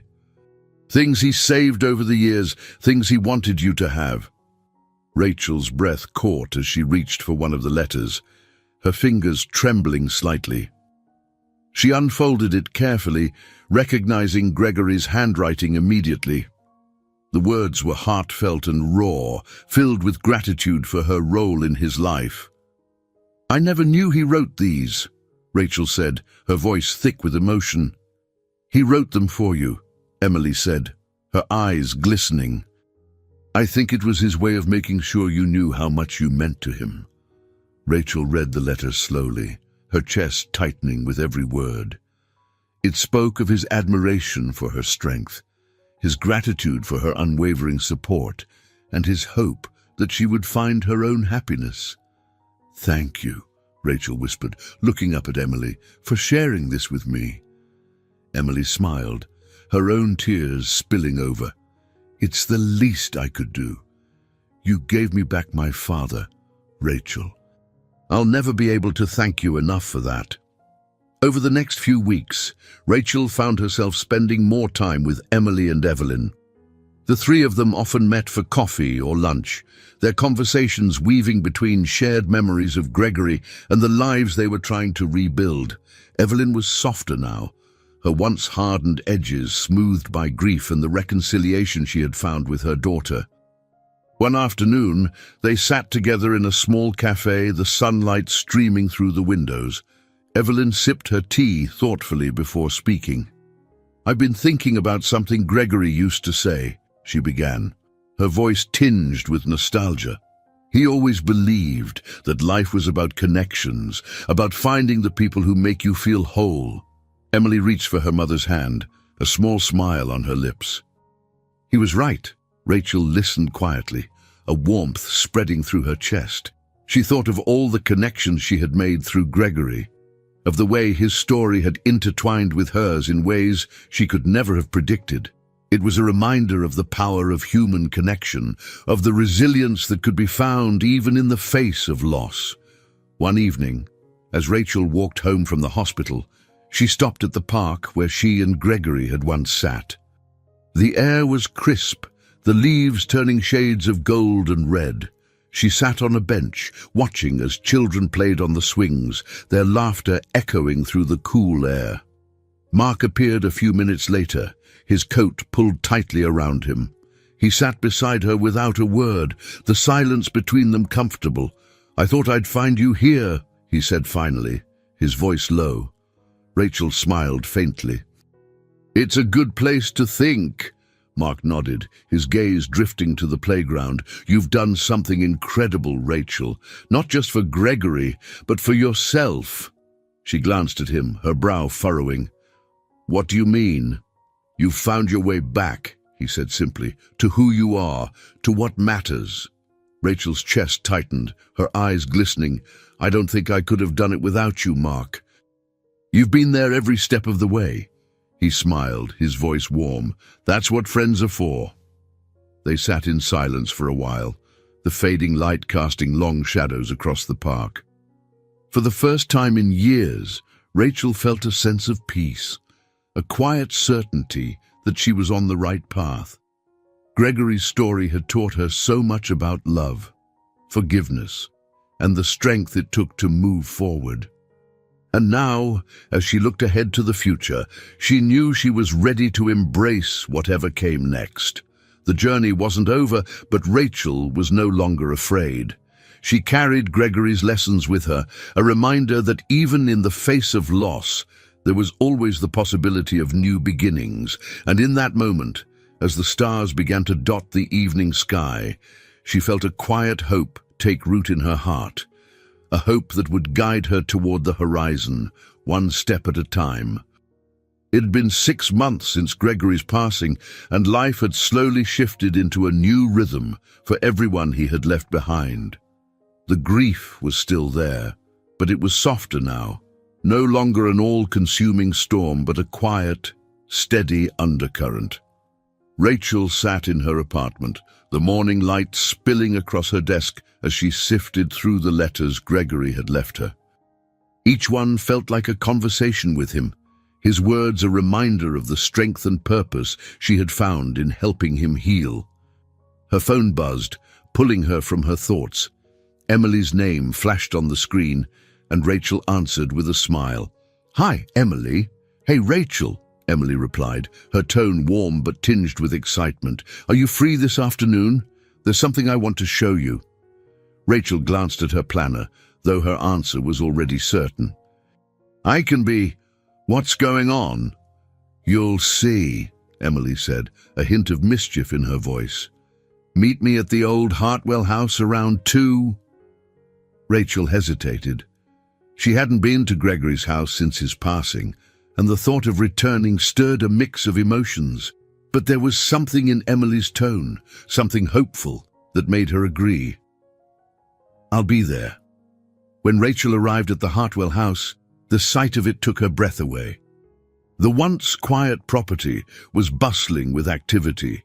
Workers carried supplies in and out, and the sound of hammering echoed faintly from somewhere inside. The garden, which had been overgrown with weeds the last time she saw it, was now neatly trimmed, the flower beds bursting with life. Emily stood on the porch, waving as Rachel approached. She was wearing jeans and a paint-splattered shirt, her hair pulled back into a messy ponytail. She looked lighter, freer, as though the weight of the past had finally begun to lift. "What's all this?" Rachel asked, motioning to the flurry of activity. Emily grinned, stepping aside to let Rachel inside. "Come see for yourself." Inside, the house was alive with transformation. The walls were freshly painted, the furniture rearranged, and the air filled with the faint scent of sawdust and new beginnings. It was as though the house itself was waking up after years of slumber. "I'm turning it into a community center," Emily explained, her voice brimming with enthusiasm. "A place where people can come together, connect and heal. It's what Dad would have wanted." Rachel's heart swelled as she looked around. "Emily, this is incredible. He'd be so proud of you." Emily's smile softened, and she nodded. "It feels like a way to honor him, to give back the love and support he always tried to give me, even when I didn't know it. Rachel reached out, squeezing Emily's hand. "You're building something beautiful here." Emily led Rachel through the house, showing her the progress that had been made. The old study was being converted into a resource library, while the dining room was set to become a gathering space for workshops and events. Each room told a story of renewal, of hope taking root in a place that had once been filled with so much pain. As they walked through the house, Emily paused in what had once been Gregory's bedroom. The space was quiet now, the bed stripped and the shelves empty. She turned to Rachel, her expression wistful. "This was his sanctuary," Emily said softly. "I used to think it was where he hid from the world, but now I realize it was where he found his strength." Rachel nodded, her gaze sweeping the room. "He left his mark here, and now you're carrying it forward." Emily smiled, her eyes glistening. "I hope so."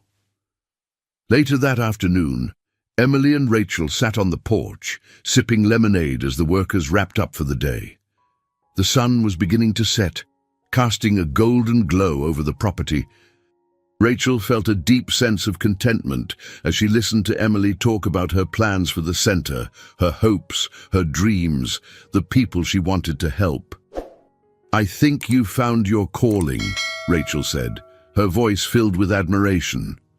Emily laughed softly. "Maybe. It's funny. If you told me a year ago that I'd be here, doing this, I wouldn't have believed you. But now, it feels right."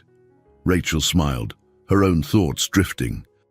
"Sometimes the hardest journeys lead us exactly where we're meant to be." Emily looked at her, her expression thoughtful. "What about you, Rachel? What's next for you?" Rachel hesitated, the question catching her off guard. She had spent so much time focusing on Gregory and Emily that she hadn't allowed herself to think about her own path. But as she sat there, surrounded by the warmth of renewal, she felt a quiet certainty begin to form. "I think I want to keep helping people find their way," she said slowly, "like I did with Gregory. There's something so meaningful about being part of someone's healing journey." Emily nodded, her smile widening. "You're good at it. You have a gift for bringing people together." Rachel's heart swelled at the compliment. "Thank you, Emily. That means a lot." They sat in comfortable silence for a while, watching as the sky deepened into shades of pink and purple.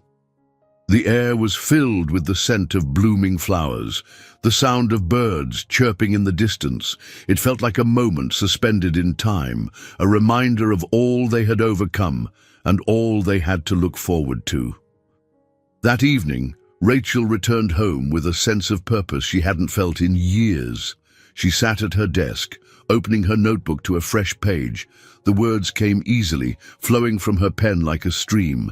Healing isn't a destination, it's a journey. It's the quiet moments of connection, the courage to face the past, and the strength to build something new. Gregory taught me that, Emily showed me that, and now it's my turn to carry it forward. As she wrote, Rachel felt a quiet peace settle over her. The road ahead was still uncertain, but she was no longer afraid. She had found her own way back, and now she was ready to help others do the same. The past had shaped her, but it no longer defined her. With every step, every connection, she was moving toward a future filled with possibility, a future Gregory would have been proud of. And as the stars began to dot the night sky, Rachel allowed herself to dream of all the lives she might touch, all the stories yet to unfold. Rachel stood in the middle of the Hartwell Community Center's main hall, the scent of fresh paint still lingering in the air. The space was transformed, bright, open and inviting. Rows of chairs were arranged neatly, a small stage at the front, adorned with a simple banner that read, "Grand Opening, honoring Gregory Hartwell's legacy." The event was scheduled to begin in less than an hour, and volunteers were busy adding the final touches. Emily appeared at Rachel's side, carrying a clipboard and wearing an expression of equal parts excitement and nervousness. "I think we're almost ready," she said, scanning the room. "It's hard to believe this is actually happening," Rachel smiled, her gaze sweeping over the space. "You've done something incredible here, Emily. Gregory would be so proud." Emily nodded, her eyes glistening. "I hope so. I wanted this to be a place where people feel seen, where they feel like they belong. That's what he wanted for me, and now I can share it with others." Rachel reached out, squeezing Emily's hand. "You're carrying his legacy forward in the best way possible." As the doors opened and guests began to trickle in, the room buzzed with energy. Rachel recognized many familiar faces: hospital staff who had cared for Gregory, neighbors who had known him for years, even a few former colleagues who had traveled to be there. Evelyn arrived shortly after looking poised but softer than Rachel had ever seen her. She and Emily exchanged a brief, warm hug before Evelyn quietly took a seat near the front. Mark arrived moments later, weaving through the growing crowd to find Rachel. He was dressed casually but neatly, his smile widening when he spotted her. "Looks like quite the turnout," he said, sliding his hands into his pockets. "It is," Rachel replied, her voice tinged with pride. "Emily's done an amazing job." Mark glanced around, nodding appreciatively. "And you helped her get here. Don't sell yourself short." Rachel smiled faintly but said nothing. She watched as Emily took the stage, her confidence evident in the way she addressed the crowd. "Thank you all for being here today," Emily began, her voice clear but filled with emotion. "This center is more than just a building. It's a place for healing, for connection, and for growth. It's a reflection of the values my father believed in: kindness, resilience, and the power of community." The audience was silent, captivated by her words. "I lost my father for many years," Emily continued, her voice softening. "But in the end, I found him again, and through him, I found myself. This center is my way of keeping his spirit alive and giving others the chance to find their own paths." The room erupted into applause, and Rachel felt a swell of pride as she joined in. Emily's journey had been a difficult one, but she had emerged stronger, her heart open to the possibilities of the future. After the speeches and formalities, the event shifted into a more casual gathering. Guests mingled, explored the newly renovated rooms, and shared stories about Gregory. Rachel wandered through the crowd, her heart full as she listened to the impact one man's life had had on so many others. She found herself in the library room, where a small display had been set up featuring Gregory's favorite books, photos, and personal mementos. A framed picture of Gregory and Emily sat at the center, taken during their brief but precious time together after their reunion. Rachel's eyes lingered on the photo, a bittersweet smile tugging at her lips. "You've been quiet," Mark's voice came from behind her. Rachel turned to see him standing in the doorway, his arms crossed casually. "Just taking it all in," she replied, motioning to the display. "It's amazing how much one person can affect so many lives." Mark stepped closer, his gaze thoughtful. "You've done that too, you know. Gregory, Emily, even Evelyn, you brought them together. And now, this center exists because of that." Rachel shook her head, her voice modest. "I didn't do it alone." "No," Mark agreed, his voice softening. "But you were the spark." They stood in comfortable silence for a moment before Rachel spoke again. "I've been thinking a lot about what's next for me," Mark raised an eyebrow. "And I want to do more of this," Rachel said, her voice growing firmer. "Helping people find healing, finding their way forward. Maybe not on the same scale as this, but I think it's my calling." Mark smiled, his pride evident. "I think you're right, and I think you'll be incredible at it." Rachel felt her cheeks flush slightly, but she met his gaze. "Thank you, Mark." "For everything, always," he replied, his tone warm. As the event wound down and the last of the guests began to leave, Rachel found herself sitting on the front steps of the center, the cool evening air wrapping around her. The sky was streaked with the deep purples and blues of twilight, and the stars were just beginning to peek through. Emily joined her, 2 steaming cups of coffee in hand. She passed one to Rachel and sat down beside her. "I think today was a success," Emily said, her voice filled with quiet satisfaction. Rachel nodded, taking a sip of her coffee. "More than a success. It was a testament to everything you've built."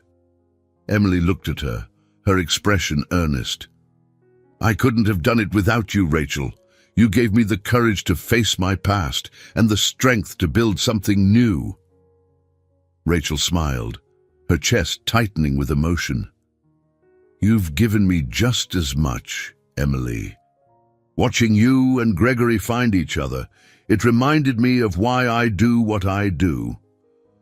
They sat in silence for a while, the weight of the day settling into a peaceful stillness. Finally, Emily spoke again, her voice soft but resolute. "I think he's with us, in all of this." Rachel nodded, her eyes glistening. "I think so too." As the stars brightened overhead, Rachel felt a quiet sense of fulfillment take root within her. The journey that had begun with Gregory's plea for help had led to something far greater than she could have imagined, a story of love, healing, and the enduring power of connection. And as she sat beside Emily, the future stretching out before them, she knew that this was only the beginning of a new chapter, one filled with possibility, purpose, and the threads of a legacy that would never fade. I hope you enjoyed today's story. Subscribe to the channel so you don't miss more stories like this. Leave a like and comment below what you thought of the story. See you in the next video.